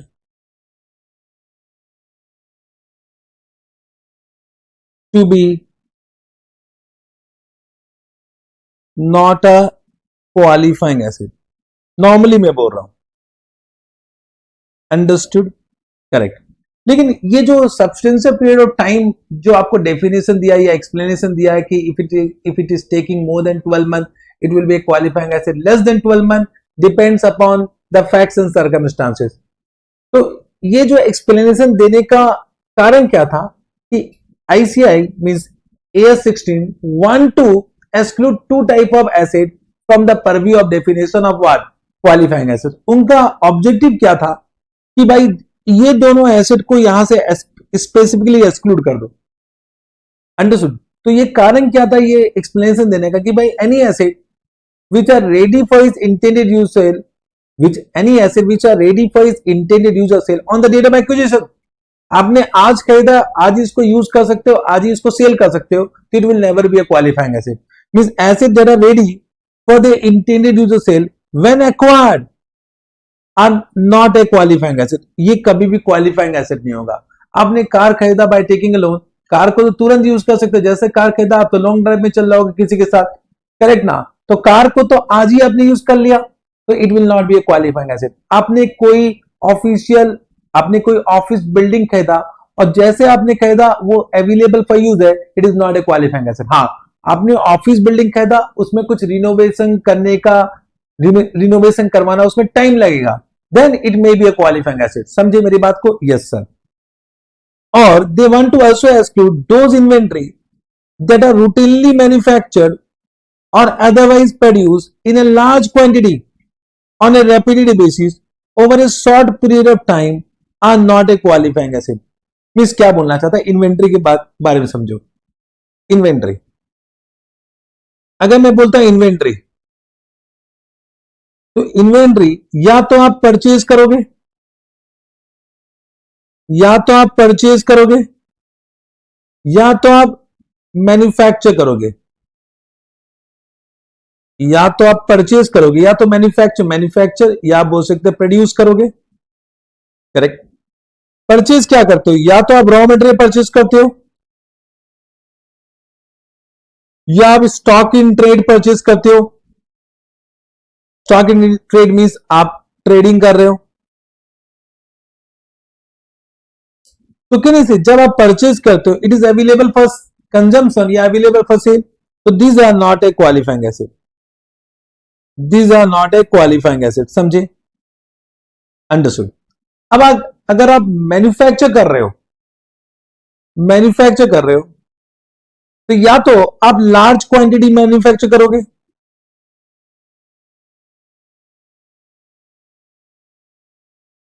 या तो आप स्मॉल क्वांटिटी मैन्युफैक्चर करोगे। देखिए, जब आप स्मॉल क्वांटिटी मैन्युफैक्चर करते हो ना, if you are manufacturing small quantity, means ये सब एक्सपेंसिव आइटम है। एक्सपेंसिव आइटम मींस सपोज आप एरोप्लेन को मैन्युफैक्चर कर रहे हो, कंस्ट्रक्ट कर रहे हो, तो aeroplane it will be one by one basis. समझो ना, एक्सपेंसिव आइटम को आप जो मैन्युफैक्चर करते हो स्मॉल क्वांटिटी में करते हो, या which is based on customer specification, तो कस्टमर के हिसाब से ऑन डिमांड आप क्या कर रहे हो, उसको मैन्युफैक्चर कर रहे हो। जैसे इस कैलकुलेटर को आपने मैन्युफैक्चर किया, तो स्मॉल क्वांटिटी में कभी नहीं करोगे, इसको आप लार्ज क्वांटिटी में करोगे। ये कभी डिमांड बेसिस पे नहीं होता। कैलकुलेटर ऐसा बनाना आपको पता, आप बना दोगे 1 लाख क्वांटिटी, करेक्ट ना।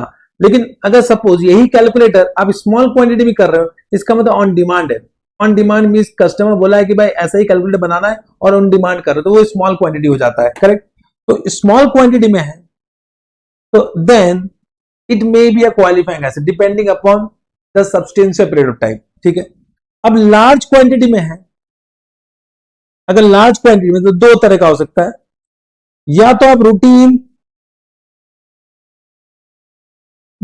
रूटीन प्रोसेस है मैन्युफैक्चरिंग का, ये रूटीन प्रोसेस है, या it is not a routine process. Routine process नहीं है, मींस ऑन कस्टमर डिमांड कर रहे हैं। करेक्ट। तो या on customer demand, large quantity में भी आप कस्टमर डिमांड के हिसाब से कर रहे हो। करेक्ट, ऐसा भी हो सकता है।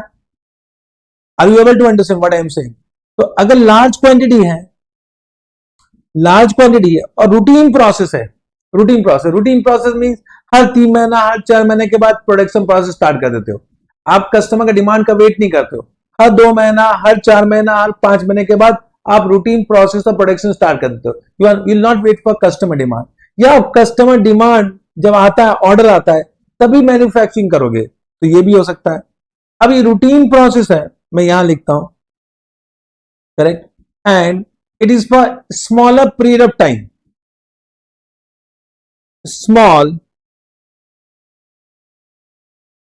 period of time। अब ये स्मॉल पीरियड ऑफ टाइम को डिफाइन नहीं किया है। What is small period of time, इसको डिफाइन नहीं किया है, तो बोल सकते हैं less than 12 month. Less than 12 month बोल सकते हैं ना, इसे बोल सकते हैं लेस देन 12 मंथ। करेक्ट। या it will take substantial period of time, substantial period of time. तो अगर सब्सटेंशियल पीरियड ऑफ टाइम है, मतलब यहां पर बोलना चाह रहा होगा मोर देन 12 मंथ, तो बोला it is a qualifying asset, it is a qualifying asset, but this is not a qualifying asset, this is not a qualifying asset, ये बोलना चाह रहा है। करेक्ट। अब ये जो पॉइंट है, मींस ऑन कस्टमर डिमांड और smaller quantity, this will be also a qualifying asset if it takes substantial period of time। correct। so it may be qualifying asset if it takes substantial period of time। spot got this point। तो यहां पे exclude क्या करना चाह रहा है, exclude करना चाह रहा है वो इन्वेंट्री जिसको आप मैन्युफैक्चर कर रहे हो अदरवाइज प्रोड्यूस कर रहे हो in large quantity in a routine process in a smaller period of time, तो that is not a qualifying asset. उसको एक्सक्लूड कर दो from the definition of qualifying asset even though it taking some period of time. तो बोला कि ना ना ये क्वालिफाइंग एसिड नहीं हो सकता, उसमें आप इंटरेस्ट कॉस्ट को कभी कैपिटलाइज मत करो। हाँ, लेकिन अगर लार्ज क्वांटिटी भी कर रहे हो, रूटीन प्रोसेस है, बट हाँ if you are taking substantial period of time it will be a qualifying asset. समझे मेरी बात को? I hope you understood. However it is not so much important from exam point of view, लेकिन मुझे समझाना तो बनेगा। This those inventory that are routinely manufacture, जिसका रूटीन मैन्युफैक्चरिंग प्रोसेस है, और otherwise produce in large quantity on a repetitive basis, repetitive basis में, repeated basis में आप मैन्युफैक्चर कर रहे हो, कस्टमर डिमांड का वेट नहीं कर रहे हो over a short period time, are not a qualifying asset. तो इन दोनों इन्वेंटरी को स्पेसिफिकली एक्सक्लूड किया गया है from definition of qualifying acid. Means इसमें कभी भी आप इंटरेस्ट को कैपिटलाइज नहीं करोगे, इन सारे एसिड में आप कभी भी इंटरेस्ट को कैपिटलाइज नहीं करोगे। इन नट मतलब अगर मैं एक स्मॉल पॉइंट आपको बताऊं तो बोलना क्या चाह रहा है, depending on circumstances, depends upon circumstances whether ये सब्सटेंशियल है या नहीं है।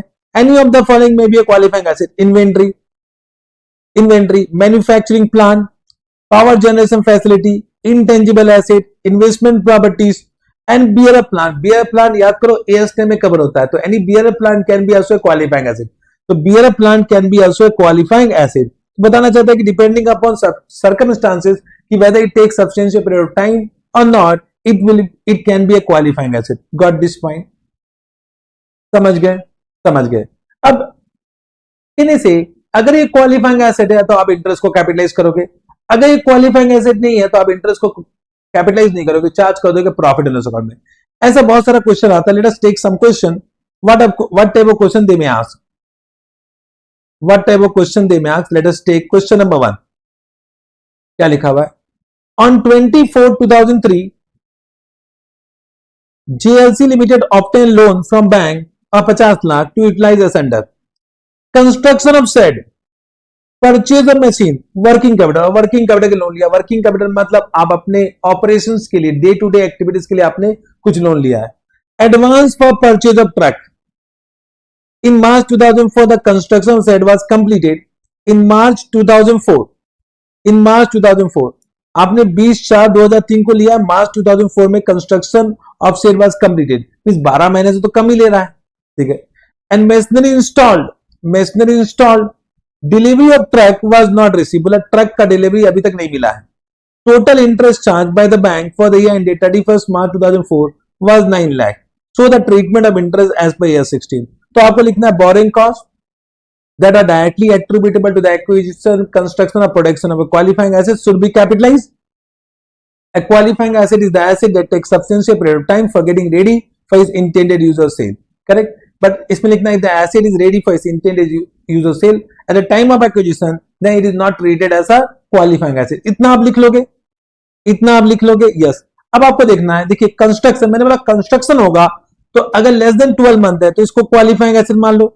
अब परचेज ऑफ मशीन, इंस्टॉलेशन ले रहा है लेकिन आपको इंस्टॉलेशन का टाइम नहीं दिया, ये कब इंस्टॉलेशन कंप्लीट हो रहा है वो तो आपको टाइम लिखा है कि मार्च 2004, लेकिन कब आपने परचेज किया, कब इंस्टॉलेशन कंप्लीट हुआ, उसका एक्चुअल टाइम नहीं पता चल रहा है। तो इसको आप, मैंने बोला डिपेंड, तो इसको मान लो not a qualifying asset. Working capital तो नॉट ए क्वालिफाइंग एसिड होगा। अब परचेज ऑफ ट्रक परचेज करोगे, आप यूज करना स्टार्ट कर दोगे, नॉट ए क्वालिफाइंग एसिड। तो देखिए क्या लिखा नेचर में, qualifying acid, not a qualifying acid, इसमें एजम्पशन दे दिया, यहां तो not a qualifying acid, not a qualifying acid. अब यहां पे एक नोट बोलेगा कि on the machine, on the basis that machinery is ready for its intended use at a time of is acquisition of purchase. हमने assumption ले लिया है कि मशीनरी को आप यूज कर सकते हैं at the time of acquisition, इसलिए वो क्वालिफाइंग एसिड नहीं है। मतलब यहां पे एक ऑल्टरनेटिव एजम्पशन भी ले सकते थे, कि जो purchase of machinery is a qualifying asset because it takes substantial period of time for installation, और आप इसको क्वालिफाइंग एसिड मान सकते थे। अभी आपको क्या करना है, आपको interest to be capitalise and interest to be charge to PL account निकालना है। तो आपका टोटल इंटरेस्ट कितना है, 9 लाख। अब इस रेशियो में इसको एलोकेट कर दो, तो देखो टोटल ही 50 लाख ही है, तो आप क्या करोगे, 9 लाख आपका टोटल इंटरेस्ट है, इंटू 20 डिवाइड बाय 50 कर दोगे, तो पहला कितना है 3.6, तो 3.6 विल बी कैपिटलाइज। आप इसको कैलकुलेट कर लोगे, this will be charge to PL account. ऐसा क्वेश्चन 5 मार्क्स का क्वेश्चन आता है एग्जाम में, खुद कर लोगे। एक और क्वेश्चन करते हैं, मैं डिफरेंट टाइप्स ऑफ क्वेश्चन करवा देता हूं आपको। The company has obtain institutional term loan of 580 lakh for modernization and renovation of its plant and machinery. Plant and machinery acquired under the modernization scheme and installation completed on 31st March 2006. मतलब 31st March 2006 में installation complete हुआ, amounted to rupees 406 lakh. 58 lakh has been advanced to supplier for additional asset and the balance loan of 116 lakh has been utilized for working capital purpose. The accountant is on a dilemma as to how to account for the total interest of 52.20 lakh incurred during the year on the entire institutional term loan of 580 lakh. तो same आप ये लिखोगे as per AS 16 borrowing costs which are directly attributable for the acquisition, construction or production of a qualifying asset should be capitalized. A qualifying asset is that asset which takes substantial period of time for getting ready for its intended use or sale. If any asset is acquired, means if any asset which is acquired and can be used or it is ready for use or sale on the date of acquisition are not a qualifying asset. अब यहाँ पे देखिए plant and machinery acquire किया under the modernisation scheme, अब date दिया नहीं है आपको कब एक्वायर किया है, तो कैसे मान ले, यहाँ तो बड़ा चिंता है कि क्या माने। इंस्टॉलेशन कंप्लीट हो रहा है 31 मार्च 2006 में, तो यहाँ पे देखो क्या माना है, इसको modernisation and renovation of plant and machinery को क्वालिफाइंग एसेट मान लिया है और अब अपने मन से क्वालिफाइंग एसेट मान लिया। मतलब यहाँ पे एजम्पशन ले लें कि take substantial period of time for getting ready for is intended user sale, और एडवांस जो दिया है टू सप्लाई एडिशनल एसेट, क्योंकि इसको भी इंस्टॉल करेंगे, जो एडिशनल एसेट है उसको भी आप इंस्टॉल करोगे मशीनरी में, तो इसको भी क्या मान लिया गया, क्वालिफाइंग एसेट मान लिया गया। और जो वर्किंग कैपिटल लोन है उसको नॉट ए क्वालिफाइंग एसेट। अब आपने क्या किया है, जो आपका टोटल इंटरेस्ट है, टोटल इंटरेस्ट 52.20 है, उसको आपने एक्सपेंडिचर का रेशियो में बांट देना है, तो आपका एक्सपेंडिचर का रेशियो है 406, 58 एंड 116। एक बार इसका टोटल करना, 406 प्लस 58 प्लस 116, ये टोटल आना चाहिए 580, तो आपका टोटल लोन अमाउंट 580 है। तो आप क्या करोगे, 52.20 डिवाइड बाय 580 कर दो, इनटू कर दो 406 कर दो, तो ये आपका हो जाएगा interest to be capitalise for what 36.54 आ रहा है, ये आ गया। यहां भी इंटरेस्ट कैपिटलाइज कर दिया और यहां पर भी, यहां पर आपने इंटरेस्ट कर दिया चार्ज टू पीएल अकाउंट। फिर एक नोट भी दिया हुआ है, देखिए क्या नोट दिया हुआ है, it is assume in the above solution that modernisation and renovation of plant and machinery will take substantial period of time that is more than 12 month. अब देखिए एक्विजिशन डेट दिया नहीं है, इंस्टॉलेशन बोल रहा 31 मार्च में, तो कैसे मोर देन 12 मंथ होगा, चलिए ठीक है। Regarding purchase of additional asset, the nature of additional asset has also been considered as qualifying asset. Alternatively, the plant and machinery and additional asset may be assumed to be non-qualifying asset on the basis that renovation and installation of additional asset will not take substantial period of time. In this case, the entire amount of interest will be charged to PL account. तो यहाँ पे एक alternative assumption दे दिया है, तो मैं तो ये बोलूंगा जब भी इंस्टॉलेशन वाला पॉइंट होगा ना, तो आप पहले इसको क्वालिफाइंग एसेट मानना और एक नोट दे देना कि भाई ये क्वालिफाइंग एसेट नहीं होगा तो इसको चार्ज कर देंगे प्रॉफिट एंड लॉस अकाउंट में। मैंने भी यही लिखा है, देखो मैंने भी यही लिखा है ना कि normally such asset are assumed to be not a qualifying asset। मैं तो बोलेंगे इसको नॉट ए क्वालिफाइंग एसेट मानो, क्योंकि पहले क्वेश्चन में क्या मांगा था, not a qualifying asset. Second question में क्योंकि भाई दोनों इंस्टॉलेशन वाला था तो इसलिए उसको क्वालिफाइंग एसेट पहले मान लिया, फिर एक एजम्पशन ले लिया कि भाई it is not a qualifying asset अगर ये सब्सटेंशियल पीरियड ऑफ टाइम नहीं ले रहा है। तो यहां पे मतलब आंसर डिपेंड्स करेगा, whenever acquired asset which takes some time for installation, तो यहां पे आंसर आपका डिपेंड कर रहा है on the emotions of the question, depend करेगा ऑन द इमोशन। लेकिन कंस्ट्रक्शन होगा तो इसको हमेशा ये क्वालिफाइंग एसेट मान रहा है, मतलब वहां पे भी देखता नहीं है 9 महीना है कि 12 महीना है कि 8 महीना है। और एक क्वेश्चन कर लेता सिमिलर टाइप, क्या लिखा हुआ है, on 1 April 2009 amazing construction limited obtain a loan of 32 crore to be utilised as under construction of sea link across 2 city. Sea link across 2 city मतलब सी लिंक मतलब होता है कोई ब्रिज बना रहा है अक्रॉस 2 सिटी।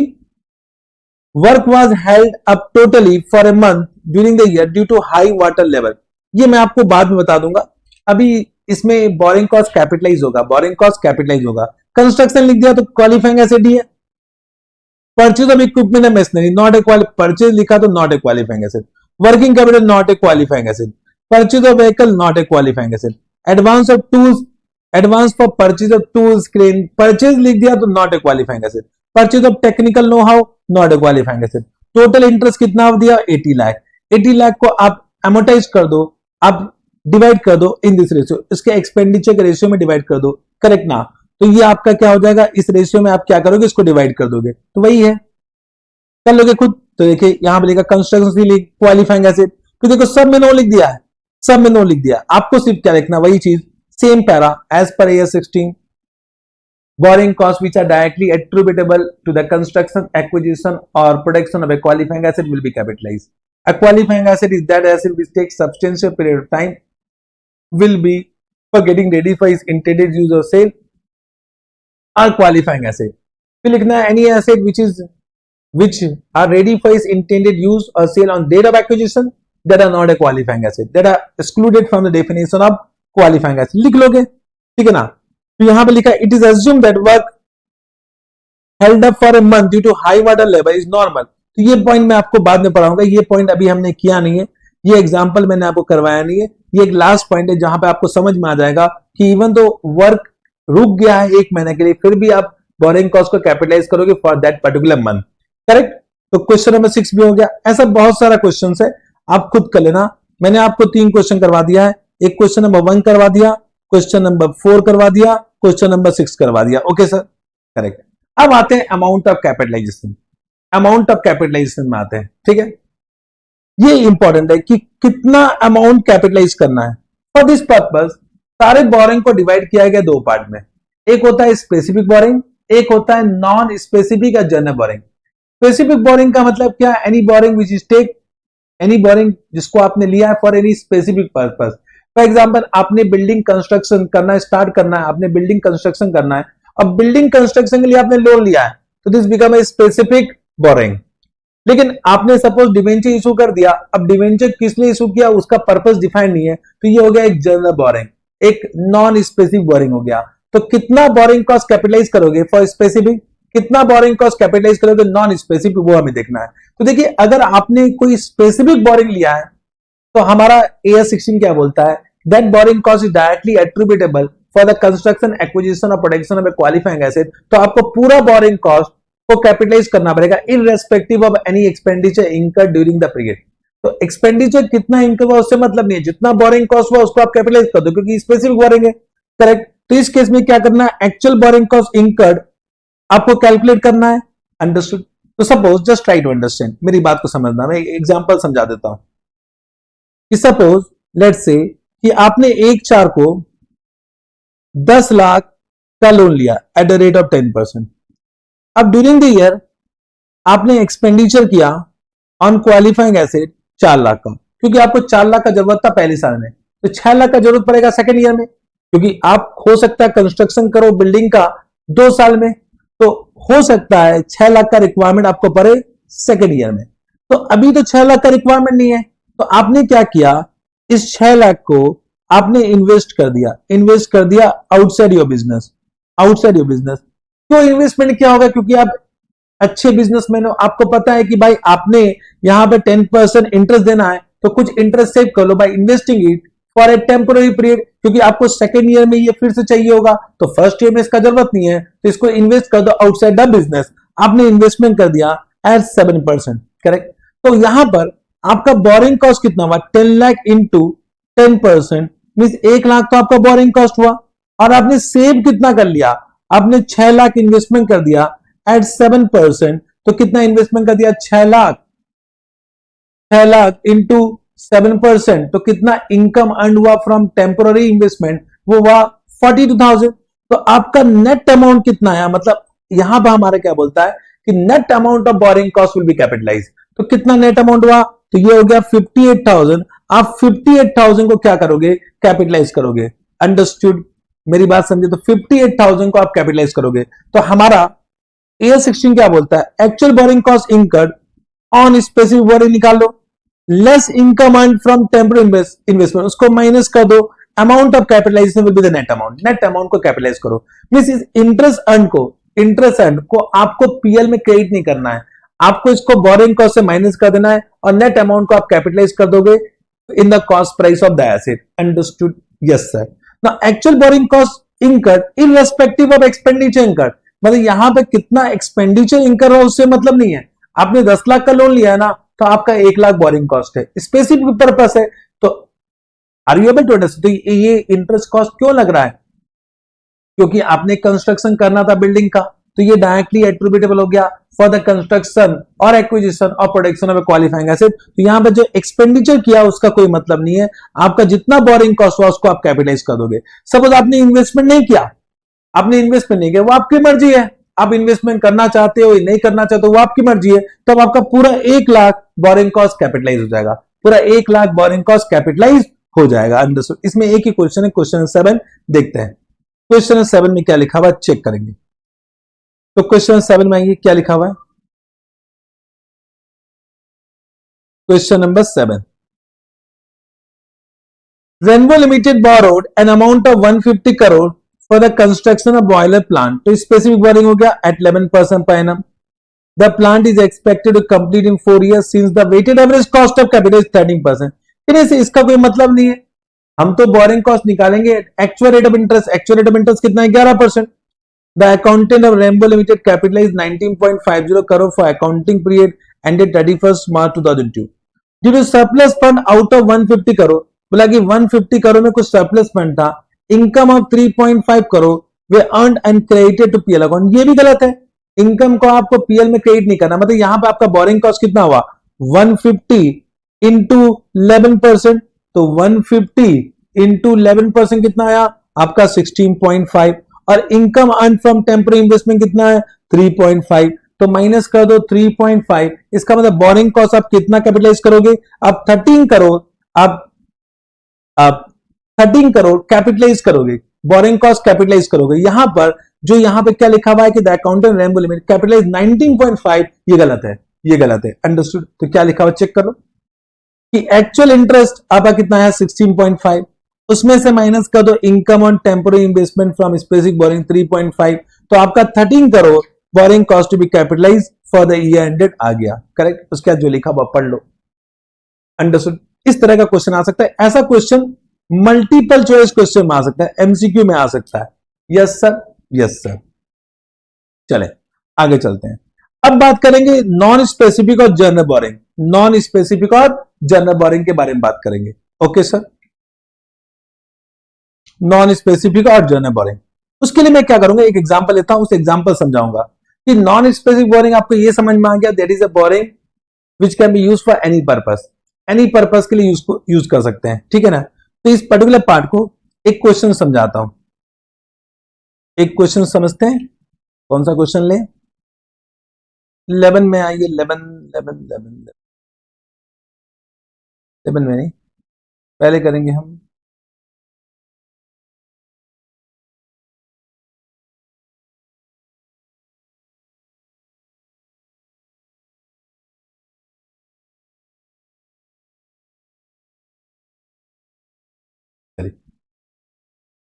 पहले हम करते हैं क्वेश्चन नंबर 2 में आइए। ठीक है? ये जो क्वेश्चन नंबर 2 है, सेम क्वेश्चन सीए इंटर में पूछता है, सेम क्वेश्चन आपसे सीए फाइनल में पूछेगा। मतलब इसका लेवल सेम है, चाहे आप सीए इंटर में हो सीए फाइनल हो, सेम तरह का क्वेश्चन पूछ रहा है। मुझे तो लगता है कि भाई सीए इंटर में अगर मैं पढ़ा रहा हूं तो अगर आप सीए फाइनल का एग्जाम रखो, थोड़ा सा अपने आप को अपग्रेड करके, तो आप सीए फाइनल में पास हो जाओगे, अगर सीए इंटर समझ रहे हो तो। ठीक है? X limited began the construction new building on 1 Jan 2007। कब स्टार्ट किया? 1 Jan 2007 को किया। It obtain 1 lakh special loan to finance the construction of building on 1 Jan 2007। Specific loan कितना लिया? कितना लिया? 1 लाख का स्पेसिफिक लोन लिया 1 Jan 2007 को at an interest rate of 10%। The company other outstanding to non specific loan, बोला कि 2 और आउटस्टैंडिंग लोन है from the beginning, 5 lakh, 9 lakh, 11%, 13%, ये नॉन स्पेसिफिक लोन है। तो 2 नॉन स्पेसिफिक लोन है। अब एक्सपेंडिचर इंकर्ड हुआ ऑन बिल्डिंग, बोला जनवरी में इतना हुआ, अप्रैल में इतना हुआ, जुलाई में इतना हुआ, दिसंबर। तो क्वेश्चन में साइलेंट है, तो हमेशा आप 1 जनवरी बिगिनिंग ऑफ द मंथ मानोगे। The building was completed on 31 December 2007, तो पूरा पूरी 12 महीना ले रहा है, तो ये तो क्वालिफाइंग एसेट है। Following the principle prescribed in AS 16, calculate the amount of interest to be capitalized and pass one journal entry for capitalizing the cost of borrowing cost in respect of building। तो एक compound journal entry आपको पास करना है for the cost price of building को capitalise करने के लिए। समझे? अंडरस्टूड? तो ये आपका एक क्वेश्चन है। तो इसमें आपको बोरिंग कॉस्ट कितना कैपिटलाइज करना वो कैलकुलेट करना है, that need to be calculated. चलिए करते हैं। तो हम क्वेश्चन नंबर 2 कर रहे हैं। We are doing question number 2। तो किस तरह से कैलकुलेट करेंगे? सबसे पहले आपको निकालना है कैलकुलेशन ऑफ बोरिंग कॉस्ट। तो इसमें पॉइंट नंबर 1, सबसे पहले आप कैलकुलेट करोगे calculation of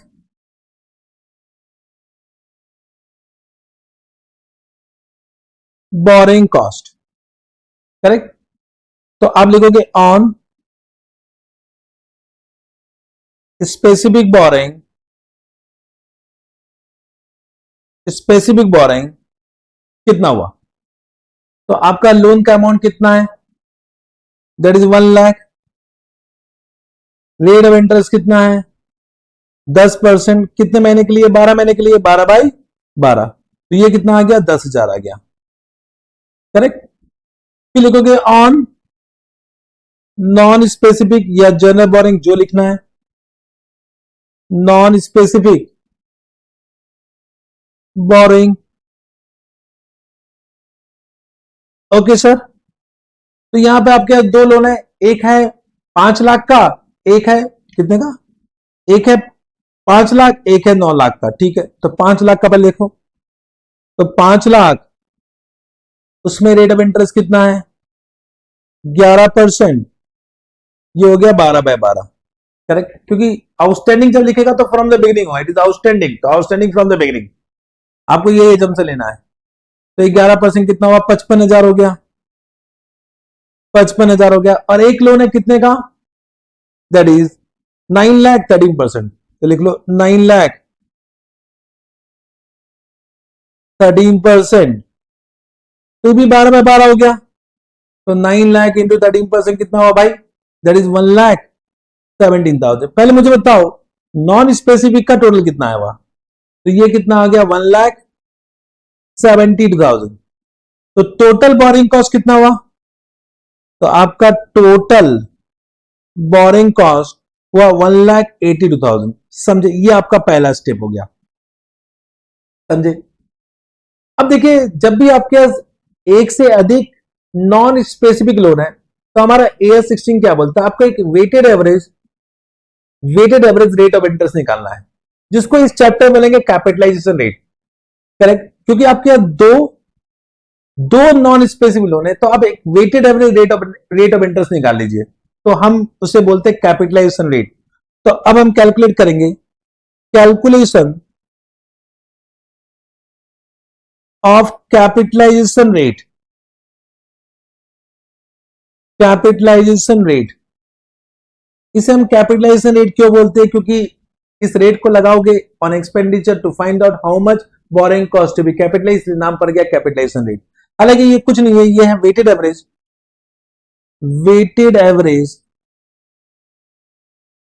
rate of interest, rate of interest, correct. तो इसे कैसे कैलकुलेट करेंगे? आपको कैलकुलेट करना है कैपिटलाइजेशन रेट। तो फॉर्मूला क्या होगा? Actual borrowing cost on non specific boring, क्योंकि ये कैपिटलाइजेशन रेट आप किसके लिए कैलकुलेट कर रहे हो? For non specific borrowing. तो actual borrowing cost incurred for non-specific borrowing divided by weighted average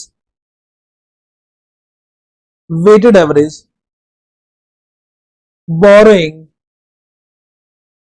fund into 100। तो आपका एक्चुअल बोरिंग कॉस्ट कितना आया मुझे बताइए? That is 1,72,000। तो आप लिख लो 1,72,000।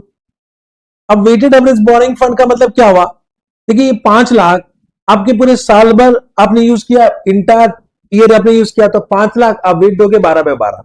फिर 9 लाख का वेट दोगे 12/12। तो यहां तो आप 5 लाख प्लस 9 लाख लिख सकते हो, लेकिन आप लिखो जैसे मैं लिख रहा हूं। तो ये था 1,72,000, यहां लिखो 5 lakh is outstanding for 12/12 plus 9 lakh is outstanding for 12/12।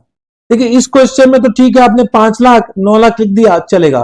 लेकिन सपोज आपके एग्जाम के क्वेश्चन में यहां पे लिखा है 9 लाख को आपने mid of the year avail किया था, तब इसका वेटेड एवरेज आता है 6/12। आपको 6 महीने के लिए आपने यूज किया तो 6/12 करते हैं, क्योंकि बोरिंग कॉस्ट भी आप 6 महीने के लिए कैलकुलेट करते हैं। क्योंकि यहां पे आपने बोरिंग कॉस्ट 12/12 किया है, तो आपको ये भी 12/12 करना है। अगर आपने ये 6/12 किया है तो ये भी 6/12 होगा। अंडरस्टूड? Yes sir. तो इसे कैलकुलेट कर लो, तो ये कितना आएगा 1,72,000 डिवाइड बाई 14 लाख इंटू 100, ये कितना आ रहा भाई? This will be equal to 12.285%। 12.285%। Okay sir, तो ये आपका आ गया कैपिटलाइजेशन रेट। अब आप कैलकुलेट करोगे point number 3, calculation of average expenditure. Average expenditure on qualifying acid, correct. तो आपको देखना है कि कितना कितना एक्सपेंडिचर हुआ। अच्छा, एक बात मैंने बताना भूल गया कि यहां पर आपने कंस्ट्रक्शन स्टार्ट किया 1 जनवरी को और कंप्लीट हुआ 31/12। अब मुझे बताइए ईयर एंड आप 31/12 मानोगे कि 31 मार्च मानोगे? यहां पे फंस जाओगे। लेकिन नॉर्मली हमारा ईयर एंड 31 मार्च होता है। देखिए, आपको क्वेश्चन का इमोशन समझना है। देखिए, 12 महीने का आपको पूरा कंस्ट्रक्शन पीरियड दिया हुआ है, तो यहां पर आपको इमोशन समझते हुए ईयर एंड 31/12 भी एज्यूम करना है। आप अगर ईयर एंड 31 मार्च कर लोगे तो पहले तो क्वेश्चन कॉम्प्लिकेट हो जाएगा, 2 साल का क्वेश्चन बन जाएगा। हालांकि वो ज्यादा करेक्ट है, लेकिन एग्जाम पॉइंट से गलत हो जाएगा। तो जब आप क्वेश्चन में दिया है 1 जनवरी एंड 31/12, तो आपका फाइनेंशियल ईयर एंड 31/12 होगा। समझे ना? आप ज्यादा नॉलेज मत लगा दो कि सर 31 मार्च होना चाहिए, ईयर एंड तो हमारा 31 मार्च होता है। नहीं नहीं, हमको क्वेश्चंस का इमोशन समझते हुए आंसर देना है, करेक्ट। तो यहां पे ईयर एंड हमारा 31/12 भी है। हाँ, क्वेश्चन में अगर लिख देता 31 मार्च तो हम 31 मार्च करते, correct. Yes sir, okay sir, चलेगा। तो आप बताइए कब कब खर्चा हुआ? तो पहला खर्चा हुआ जैन 2007 में। कितना खर्चा हुआ? 2 लाख। तो इसमें आपको एवरेज निकाला, तो आप 12/12 करोगे कि 12 महीने के लिए ये खर्चा हुआ पूरे साल में, तो ये हो गया 2 लाख। Okay sir. फिर आपका नेक्स्ट हुआ अप्रैल 2007 में। कितना खर्चा हुआ? ये हुआ 2,50,000। तो ये कितना हो गया? अप्रैल से लेकर 31/12 भी हो गया 9/12। तो 9/12 करो, ये कितना आ जाएगा? 1,87,500 आ जाएगा। 1,87,500 आ गया। Okay sir, okay. फिर आपका क्या है? जुलाई 2007 आ गया। इसमें खर्चा कितना हुआ? 4,50,000 हुआ। तो ये कितना हो गया? 6/12 हुआ। तो 4,50,000 6/12, ये हो गया 2,25,000। 2,25,000 आ गया। फिर लास्ट में हुआ दिसंबर 2007। कितना खर्चा हुआ? 1,20,000 हुआ। आप इसको करोगे 1/12, 1/12, क्योंकि आप एज्यूम कर रहे हो कि महीने के बिगिनिंग में खर्चा हुआ है, ये एजम्पशन लेना है, करेक्ट। तो ये हो गया 10,000, ये 10,000 हो गया। टोटल कितना है मुझे बताइए? 2 लाख प्लस 1,87,500 प्लस 2,25,000 और ये हो गया 10,000। टोटल हुआ 6,22,500। 6,22,500, समझे? तो ये आपका average expenditure during the year है, करेक्ट। अब मुझे बताइए ये एक्सपेंडिचर पहले आप किससे लोगे? स्पेसिफिक से लोगे कि नॉन स्पेसिफिक से लोगे? तो पहले आप कौन सा लोन यूज करोगे? पहले आप लोन कौन सा यूज करोगे भाई? तो पहले आप यूज करोगे स्पेसिफिक, तो यूज करोगे नॉन स्पेसिफिक। मींस इसमें से आपने यूज किया है फ्रॉम स्पेसिफिक बोरिंग, कितना यूज किया है? 1 लाख। और नॉन स्पेसिफिक कितना यूज किया है? नॉन स्पेसिफिक कितना यूज किया है आपने? 5,22,500। अंडरस्टूड। अब देखिए जो स्पेसिफिक बोरिंग है उसमें तो आपका पूरा बोरिंग कॉस्ट कैपिटलाइज हो जाएगा इररेस्पेक्टिव ऑफ एक्सपेंडिचर। तो स्पेसिफिक बोरिंग को में आपको हमेशा कितना कैपिटलाइज करना है? 10,000 कैपिटलाइज करना है इररेस्पेक्टिव ऑफ एक्सपेंडिचर। चाहे एक्सपेंडिचर 1 लाख हुआ है, 90,000 हुआ है, 80,000, उससे कोई मतलब नहीं है। करेक्ट। तो यहां तो पूरा 1 लाख हो गया है, तो इररेस्पेक्टिव ऑफ एक्सपेंडिचर आपको 10,000 कैपिटलाइज करना है। लेकिन नॉन स्पेसिफिक बोरिंग में, करेक्ट ना, आपने यूज किया ओनली 5,22,500। इसका मतलब जो दूसरे जितना लोन बच गया उसको दूसरे पर्पस के लिए यूज कर रहे हो, तो उसको कैपिटलाइज नहीं कर सकते हैं। तो आप कैपिटलाइज कर सकते हो only to the extent of borrowing cost which are incurred on this expenditure. This expenditure means 5,22,500। इसका मतलब अब निकालोगे point number 4, amount of capitalisation. Amount of capitalisation, amount of capitalisation, समझे? करेक्ट। तो कैसे करें? बोलेंगे from specific borrowing, specific borrowing. मैं तो बोलूंगा भाई सीधा लिख दो 10,000, कुछ कैलकुलेट करने की जरूरत नहीं। हाँ, कैलकुलेट करना तो लिखो 1 लाख इंटू 10% ही होगा 10%। लेकिन ये ना एक्सपेंडिचर अमाउंट नहीं है, ये मेरा लोन अमाउंट है। ये मैं समझना कि मैंने एक्सपेंडिचर लिखा है। अगर यहां 90,000 भी होता ना, अगर ये सपोज 90,000 भी होता, फिर भी हम पूरा बोरिंग कॉस्ट को कैपिटलाइज करते जो आपका लगा स्पेसिफिक बोरिंग में, तो ये आपका लोन अमाउंट है, ये आपका लोन अमाउंट है। अंडरस्टूड? फिर लिखोगे फ्रॉम नॉन स्पेसिफिक बोरिंग, यहां पे लिखोगे एक्सपेंडिचर, क्योंकि जो फंड आपने यूज किया फॉर अदर पर्पस उसको तो कैपिटलाइज कर ही नहीं सकते हो। तो यहां लिखोगे 5,22,500 और रेट होगा आपका कैपिटलाइजेशन रेट, वो कितना है 12.285%। तो 12.285%, 12.285% कितना आया भाई? तो 5,22,500 इंटू 12.285% कितना आया? That will B 64,190। तो लिख लो 64,190। टोटल कितना हो गया? 74,190। 74,190 ये आपका कैपिटलाइजेशन होगा। इसका मतलब जो अदर बोरिंग कॉस्ट को चार्ज कर दोगे प्रॉफिट एंड लॉस अकाउंट में एज एन एक्सपेंस, तो वो भी अगर कैलकुलेट करना, हालांकि पूछा नहीं है, लेकिन सपोज पूछता कि borrowing cost charge to PL as an expense, as an expense, तो कितना चार्ज करेंगे बताओ? आपका टोटल बोरिंग कॉस्ट कितना था? 1,82,000, जिसमें से आपने कैपिटलाइज कितना कर दिया? 74,190। तो आपका 1,82,000 माइनस 74,190 बचा कितना? आपका बच गया 1,07,810। This will be charge to profit and loss account as an expense. Correct? Okay, ये आपका हो गया कैलकुलेशन। कितना आसान है, सुपर आसान। हाँ, आपसे अब एक जर्नल एंट्री पूछा है, एक कंपाउंड जर्नल एंट्री पूछा है, तो वो भी कर दो जर्नल एंट्री। तो जर्नल एंट्री, तो आपका एक कंपाउंड जर्नल एंट्री क्या होगा? Building account debit bank, building account debit bank with the total cost price. जो कॉस्ट प्राइस आपने कैलकुलेट किया था एएस 10 में, तो आपका टोटल कंस्ट्रक्शन कॉस्ट कितना है? तो कंस्ट्रक्शन कॉस्ट, ये आपका कंस्ट्रक्शन कॉस्ट है। बताओ 2 लाख प्लस 2,50,000 प्लस 4,50,000 प्लस 1,20,000, तो ये हो गया 10,20,000। 10,20,000 में आप कितना बोरिंग कॉस्ट को ऐड करोगे मुझे बताओ? तो ये हो जाएगा आपका 74,190 ऐड कर दोगे, तो आपका बिल्डिंग कितना हो गया? 74,190। तो ये कितना हो गया? 10,94,190। 10,94,190 ये आपका हो गया। समझे? ये आपका हो गया कैलकुलेशन। समझ पा रहे हो? बोलिए कैसा लगा? आसान है ना? एकदम आसान है कैलकुलेशन। Okay sir. अब मैं क्या करूंगा, एक आपको ऑल्टरनेटिव तरीका बताऊंगा। मतलब ये जो पॉइंट नंबर 3 है, पॉइंट नंबर 4 को हम कंपाउंड करके एक एक पॉइंट बना सकते हैं। तो लिखिए ऑल्टरनेटिवली, आपको समझाने के लिए कि कभी कभी आईसीआई ऐसे भी कैलकुलेट करता है। Alternatively, borrowing cost to be capitalise,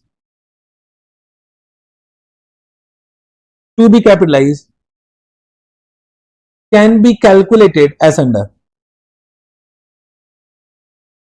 can be calculated as under। हालांकि मैं बोलूंगा ज्यादा आसान है, मैं तो बोलूंगा ये ज्यादा आसान है और इसमें गलती होने के चांसेस कम है, इसमें गलती होने के चांसेस ज्यादा है, ठीक है ना।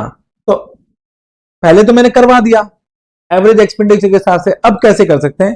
देखो जैन में आपका कितना खर्चा हुआ, 2 लाख। जैन में आपका कितना हुआ, 2 लाख। तो स्पेसिफिक लोन से कितना हुआ होगा, 1 लाख। और बाकी किससे हुआ होगा, जो 1 लाख जो बच गया वो हुआ होगा नॉन स्पेसिफिक लोन से, करेक्ट। तो आपको देखना है स्पेसिफिक से कितना हुआ, नॉन स्पेसिफिक कितना हुआ। तो लिखो स्पेसिफिक बोरिंग से हुआ 1 लाख, तो 1 लाख में लगाओगे 10%, और इसमें तो हमेशा लगाना 12/12 इनरेस्पेक्टिव ऑफ एक्सपेंडिचर, और पूरा कैपिटलाइज कर देते हैं, अंडरस्टूड। इवन तो एक्सपेंडिचर 2 महीने के बाद हो रहा है, फिर भी आप पूरा कैपिटलाइज कर दोगे 12 महीना के लिए, तो ये हो जाएगा 10,000। यहां तो ये 10,000 आना चाहिए, स्पेसिफिक बोरिंग का 10,000 आएगा हमेशा, लेकिन बाकी का किससे किया, नॉन स्पेसिफिक बोरिंग से। वहां पे लिखा 1 लाख इंटू करोगे 12.285%, और ये हो जाएगा 12/12, तो ये कितना आया, दिस विल बी 12,285, 12,285। फिर आपका नेक्स्ट खर्चा हुआ अप्रैल 2007, अब सिर्फ नॉन स्पेसिफिक बोरिंग से होगा, क्योंकि स्पेसिफिक बोरिंग तो आपने यूज कर लिया। तो ये कितना है, 2,50,000, इसमें करो 12.285%, ये कितना होगा, 9/12 होगा। तो कैलकुलेट करो, 2,50,000 इंटू 12.285% इंटू 9 डिवाइड बाई 12, ये कितना आया, दिस इज 23,034 रुपीज। तो लिखो 23,034, ओके सर। फिर बाद जुलाई 2007, ये भी होगा नॉन स्पेसिफिक बोरिंग, यहां कितना हुआ, 4,50,000 हुआ, 4,50,000 हुआ। ये कितना होगा, 12.285%, ये कितना होगा, 6/12 होगा। ये कितना आया बताइए, this will B 4,50,000 into 12.285% into 6 divide by 12, ये आपका आया 27,641। तो लिख लीजिए 27,641, और लास्ट में कीजिए आपका दिसंबर 2007, ये भी होगा नॉन स्पेसिफिक बोरिंग, इसमें कितना है, 1,20,000 इंटू 12.285%, ये आएगा 1/12, ये आ गया 1/12।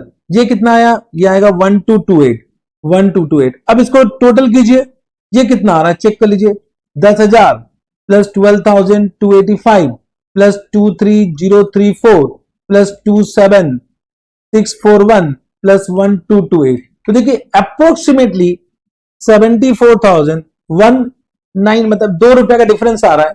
मैं तो यहां 90 लिख देता हूं, लेकिन चलो ठीक है, जो आया लिख लो। तो 2 रुपए का डिफरेंस आ रहा है, वो अप्रोक्सीमेशन डिफरेंस है। मतलब हमारा वहां पर आया था 74,190, यहां आ रहा है 180 है, 2 रुपए का डिफरेंस है, तो लगभग एक सेम है। तो आप ऐसे भी कैलकुलेट कर सकते हैं ना। हालांकि 2 तरीका नहीं है, ये मैथमेटिक्स है। मतलब हमने उसमें क्या किया, चेक करो। अगर आप देखो इससे चेक करो, तो यहां पर अगर आप मैथमेटिक्स लगाते और आपको पता है मैथमेटिक्स, तो ये यहां प्लस हो रहा है, यहां प्लस हो रहा है, यहां प्लस हो रहा है, तो हमने 12.285% कॉमन ले लिया। तो आपका बचा क्या, 1 lakh into 12/12, 2,50,000 into 9/12, 4,50,000 into 6/12, 1,20,000 into 1/12। तो पहले हमने एवरेज कर दिया, उसके बाद 12.285% लगा दिया, वही तो कर रहे हैं ना। मींस आपने 1 लाख इंटू 12/12 ऐसे करोगे तो वो आएगा 5,22,500, और फिर मल्टीप्लाई कर दिया 12.285%, सेम ही आंसर आएगा। तो ये एक ही तरीका है, लेकिन दो एक ही कैलकुलेशन कर, 2 तरीका हो गया करने का। तो आप या ऐसे कर रहे हो या ऐसे करो, आपकी इच्छा। मैं तो बोलूंगा ये ज्यादा बेटर तरीका है, और आईसीआई भी ऐसे कर रहा है, आईसीआई भी ऐसे कर रहा है। एनी डाउट, एनी डाउट, कोई डाउट नहीं है। चलिए इतना समझ गए हो तो एक और, मतलब इसी एग्जाम्पल को मैं चेंज करके दूंगा। एग्जाम्पल लिखिए, इसी एग्जाम्पल को मैं चेंज करके देखता हूं। Because suppose in question number 2, इतना समझ गए हो ना। Suppose in question number 2, expenditure are given as under, expenditure are given as under, मतलब सिर्फ मैंने एक्सपेंडिचर को चेंज करना है। Jan Jan, now it is 50,000. Then April यह है 4 लाख, जुलाई यह 4,50,000 एंड दिसंबर ये 1,20,000 है। मीन्स अब मैंने सिर्फ शुरू के 2 महीने का एक्सपेंडिचर चेंज कर दिया। अब इसमें आप कैसे कैलकुलेट करोगे? तो देखिए, अगर आप मेरा कॉन्सेप्ट या मेरी बातों को समझ गए तो सही करोगे, नहीं तो गलत करोगे। अब या तो आप एवरेज एक्सपेंडिचर के हिसाब से कर लो, या तो आप डायरेक्टली कर लो, वो आपकी इच्छा है, वो आपकी इच्छा है। कैसा करना चाहोगे बताओ? मैं तो बोलूंगा ऐसे करो, ज्यादा बेटर है, लेकिन मैं दोनों तरीके से करके बताऊंगा। तो लिखो यहां पर, यहां पर आपका जो एक्चुअल बोरिंग कॉस्ट सेम रहेगा, कैपिटलाइजेशन रेट भी सेम होगा, only the amount of capitalisation change हो जाएगा। करेक्ट? लिखिए सोल्यूशन, लिखिए amount of capitalisation, amount of capitalisation. तो मैं पहले ही ये वाला तरीके से बता देता हूं, ठीक है? चलेगा? चलेगा ना कि एवरेज एक्सपेंडिचर बताऊं? सर जैसा आपकी इच्छा वैसा बता दो, क्या दिक्कत है? तो लिखिए जैन 2007 में आपका 50,000 का हुआ, तो ये तो 50,000 है, और इसमें 10% है, और इसमें 12/12 है, इसमें कोई डाउट नहीं, ये 5,000 होगा। अब डाउट आएगा अप्रैल में, अप्रैल 2007 में finish specific boring and non specific boring आपका टोटल कितना है? 4 लाख है, जिसमें से 50,000 आपने स्पेसिफिक बोरिंग से लिया होगा, क्योंकि जैन में आपने सिर्फ 50,000 यूज किया था, इंटू 10% आएगा, और जो 3,50,000 है, 3,50,000 है, वो नॉन स्पेसिफिक बोरिंग से आएगा, तो आएगा 12.285%, 12.285% आएगा। अब मुझे बताओ कितना महीना आएगा? Of course non specific doubt नहीं, ये 9/12 आएगा, लेकिन यहां पर मैंने आपको क्या बताया, स्पेसिफिक बोरिंग में आपका पूरा बोरिंग कॉस्ट कैपिटलाइज होगा इररेस्पेक्टिव एक्सपेंडिचर। एक्सपेंडिचर कब किया उससे कोई मतलब नहीं है, मतलब यहां भी 12/12 लेना है। यहीं पर मेन दिक्कत है, अगर आप मेरी बात को नहीं समझ पाओगे तो यहां पर आप कुछ अलग ले लीजिए, दिक्कत हो जाएगा। देखिए मैंने क्या बोला, स्पेसिफिक बोरिंग का irrespective expenditure total borrowing cost capitalise होगा, तो आप पूरा 10,000 कैपिटलाइज करोगे। अगर यहां पर आपने 9/12 लिख दिया तो गेम खत्म, गेम इज ओवर। करेक्ट? मेरी भावनाओं को समझ पा रहे हो? ये पॉइंट समझे, और ये सुपर डेंजरस है, ये सुपर डेंजर है, सुपर डेंजर। अंडरस्टूड? समझ तो गए हो आप? 3,50,000 इंटू 12.285% इंटू 9/12, ये कितना आया? This is 248. फिर जुलाई में तो मैंने सेम ही रखा है, वो होगा नॉन स्पेसिफिक बोरिंग, वो है 4,50,000 इंटू 12.285% इंटू 6/12 इंटू 6/12, ये कितना आ रहा है? तो दिस विल बी 27641। और फिर आपका दिसंबर 2007 ये भी आ जाएगा नॉन स्पेसिफिक बोरिंग से, 1,20,000 आएगा इंटू 12.285% इंटू 1/12, ये कितना आएगा? 1228। टोटल निकाल लीजिए भाई, ये कितना आया? 10,000 प्लस 32 248 प्लस 27641 प्लस 1228, ये कितना आया? 71117, ये आपका आंसर है। और अगर आपको एवरेज एक्सपेंडिचर करना तो वो करवा देता हूं, आपको मैं दोनों तरीका बता दूंगा, आपका क्या इच्छा वो करो। मैं बोलूंगा ज्यादा बेटर है, इसमें गलती होने की चांसेस कम है। अब देखिए अगर एवरेज एक्सपेंडिचर करोगे, क्या करोगे? एवरेज एक्सपेंडिचर, तो यहां पर जैन में करना है 50,000 इंटू 12/12, तो ये तो आ गया 50,000। करेक्ट? फिर यहां पर अप्रैल में यहां दिक्कत है, तो यहां पे 50,000 देखिए स्पेसिफिक है, तो उसमें 12/12 करना है। देखिए बड़ा खतरनाक हो जाएगा। और जो 3,50,000 है उसमें करना है 9/12। अंडरस्टूड? तो 3,50,000 इंटू 9/12, ये कितना है? 2,62,500 और इसमें ऐड कर दो 50,000, तो ये है 3,12,500, 3,12,500 है, समझे? ओके। फिर जुलाई, जुलाई में कितना है आपका? 4,50,000, इसको लेना है 6/12, तो ये कितना है? 4,50,000 इंटू 6/12, ये कितना है? 2,25,000, तो ये आ रहा है 2,25,000। एंड दिसंबर, दिसंबर में कितना है? 1,20,000 इंटू 1/12, तो ये 10,000 आ गया। तो आपका एवरेज कितना हुआ? आपका average 50,000 plus 3,12,500 plus 2,25,000 plus 10,000, total 5,97,500। अब देखिए इसमें से स्पेसिफिक बोरिंग कितना होगा? 1,00,000, 1,00,000 ही होगा वो। अगर आप यहां पर लिख देते 50,000 इंटू 9/12 गलत हो जाता, तो ये 50 प्लस 50 1,00,000 ही आएगा, और जो बच गया, बच गया कितना? 4,97,500। तो इसका इंटरेस्ट कितना आएगा? 10,000। और इसका इंटरेस्ट कितना आ रहा है बताइए? एट 12.85%। तो आपको रहेगा 4,97,500 इंटू 12.285%, ये आ गया 6, ये आ गया 6,117, 6,118 कर दो, ₹1 का डिफरेंस आ रहा है। इसका टोटल करोगे तो 7,118 आएगा। तो सेम आंसर आ रहा है ना? सेम आंसर आ रहा है। अब आपको कौन सा आसान लग रहा है उस हिसाब से कर लो, बट कॉन्सेप्ट समझ में आया? Have you understood this concept? Correct. इसका मतलब for specific borrowing, borrowing cost will be capitalise during capitalisation period irrespective of expenditure. ये बड़ा बात है, वही मैंने यहां पर नोट लिखा था। यहां पर नोट देखिए क्या लिखा हुआ था, यहां नहीं, यहां पर नोट क्या लिखा हुआ था, चेक कीजिए कि actual borrowing cost incurred irrespective of expenditure incurred during capitalisation period. अभी कैपिटलाइजेशन पीरियड मतलब क्या होता है? जिस पीरियड के लिए आप कैपिटलाइजेशन कर रहे हैं, इसको बाद में लास्ट पॉइंट में अच्छे से समझाएंगे, और but I hope you have understood. अब ये पॉइंट नंबर बी पढ़ो।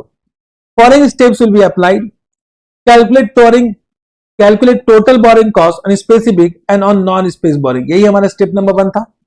फिर calculate capitalisation rate for non spec borrowing, आपका फॉर्मूला क्या हुआ? Actual borrowing cost of non spec borrowing divide by time weighted average borrowing fund, time weighted average borrowing fund पता चला into 100। तो ये ध्यान रखना, अगर 6 महीने के लिए लोन यूज किया तो 6/12 करना।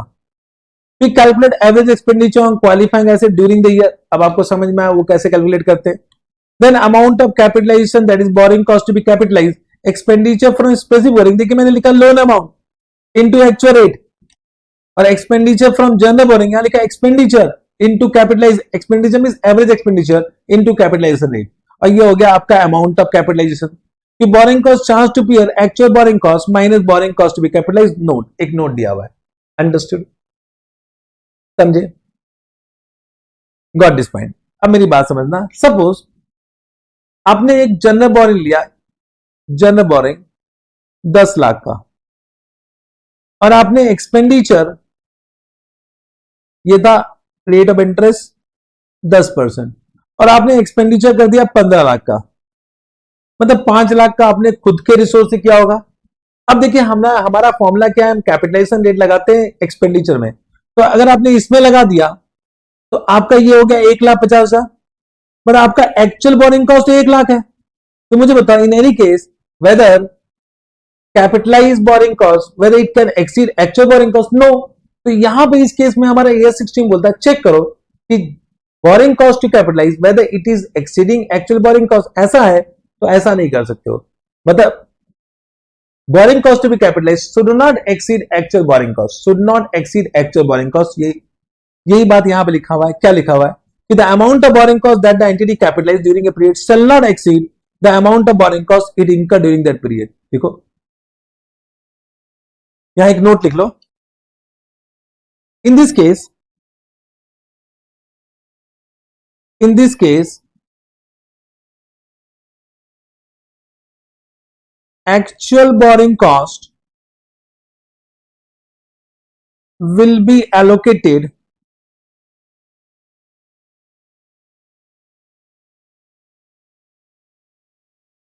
to all qualifying asset in the ratio of average expenditure on qualifying asset। Average expenditure on qualifying acid, ठीक है। मींस उस समय क्या करेगा, ऐसा हो रहा है कि आपका लोन का अमाउंट एक्सपेंडिचर ज्यादा है, तो आप क्या करोगे, जो आपका एक्चुअल बोरिंग कॉस्ट है उसको सब क्वालिफाइंग एसिड में बांट दोगे इन the ratio of their average expenditure. तो ऑटोमेटिकली आपने क्या किया, एलोकेट कर दिया टोटल बोरिंग कॉस्ट को in all qualifying acid in the ratio of their expenditure. तो आपका boring cost of capital will not exceed the actual borrowing cost in that case, correct, have you understood. तो आपको कुछ question अपने से करना है। ये दो तो क्वेश्चन नंबर 2 मैंने करवा दिया, क्वेश्चन नंबर 2 मैंने करवा दिया, एक क्वेश्चन आप खुद कर लेना, मैं देता हूं।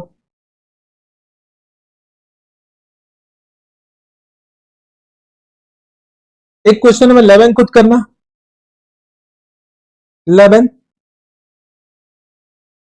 और एक ये क्वेश्चन जो कि बहुत ही अच्छा क्वेश्चन है, ये क्वेश्चन में खुद करना 15, ओके 15। देखिए एग्जाम में आया था 7 मार्क्स का, जबरदस्त क्वेश्चन है। मतलब मैं बोलूंगा ऐसा क्वेश्चन तो सीए फाइनल में आना चाहिए, लेकिन सीए इंटर में पूछता है। हालांकि सिमिलर है, लेकिन वो जो लास्ट वाला पॉइंट हमने किया ना उसके ऊपर है। Do it by your own. आज के लिए इतना करेंगे, मेरे ख्याल से आज जो भी हमने किया आप समझ चुके हो। कल इसको कंटिन्यू करेंगे और कल इस चैप्टर को वाइंड अप करेंगे। Got is fine, have you understood. तो कल फिर से मिलते हैं, तब तक के लिए अपना ख्याल रखिए, स्वस्थ रहिए, अच्छा खाइए, अच्छे से पढ़िए, बाय बाय।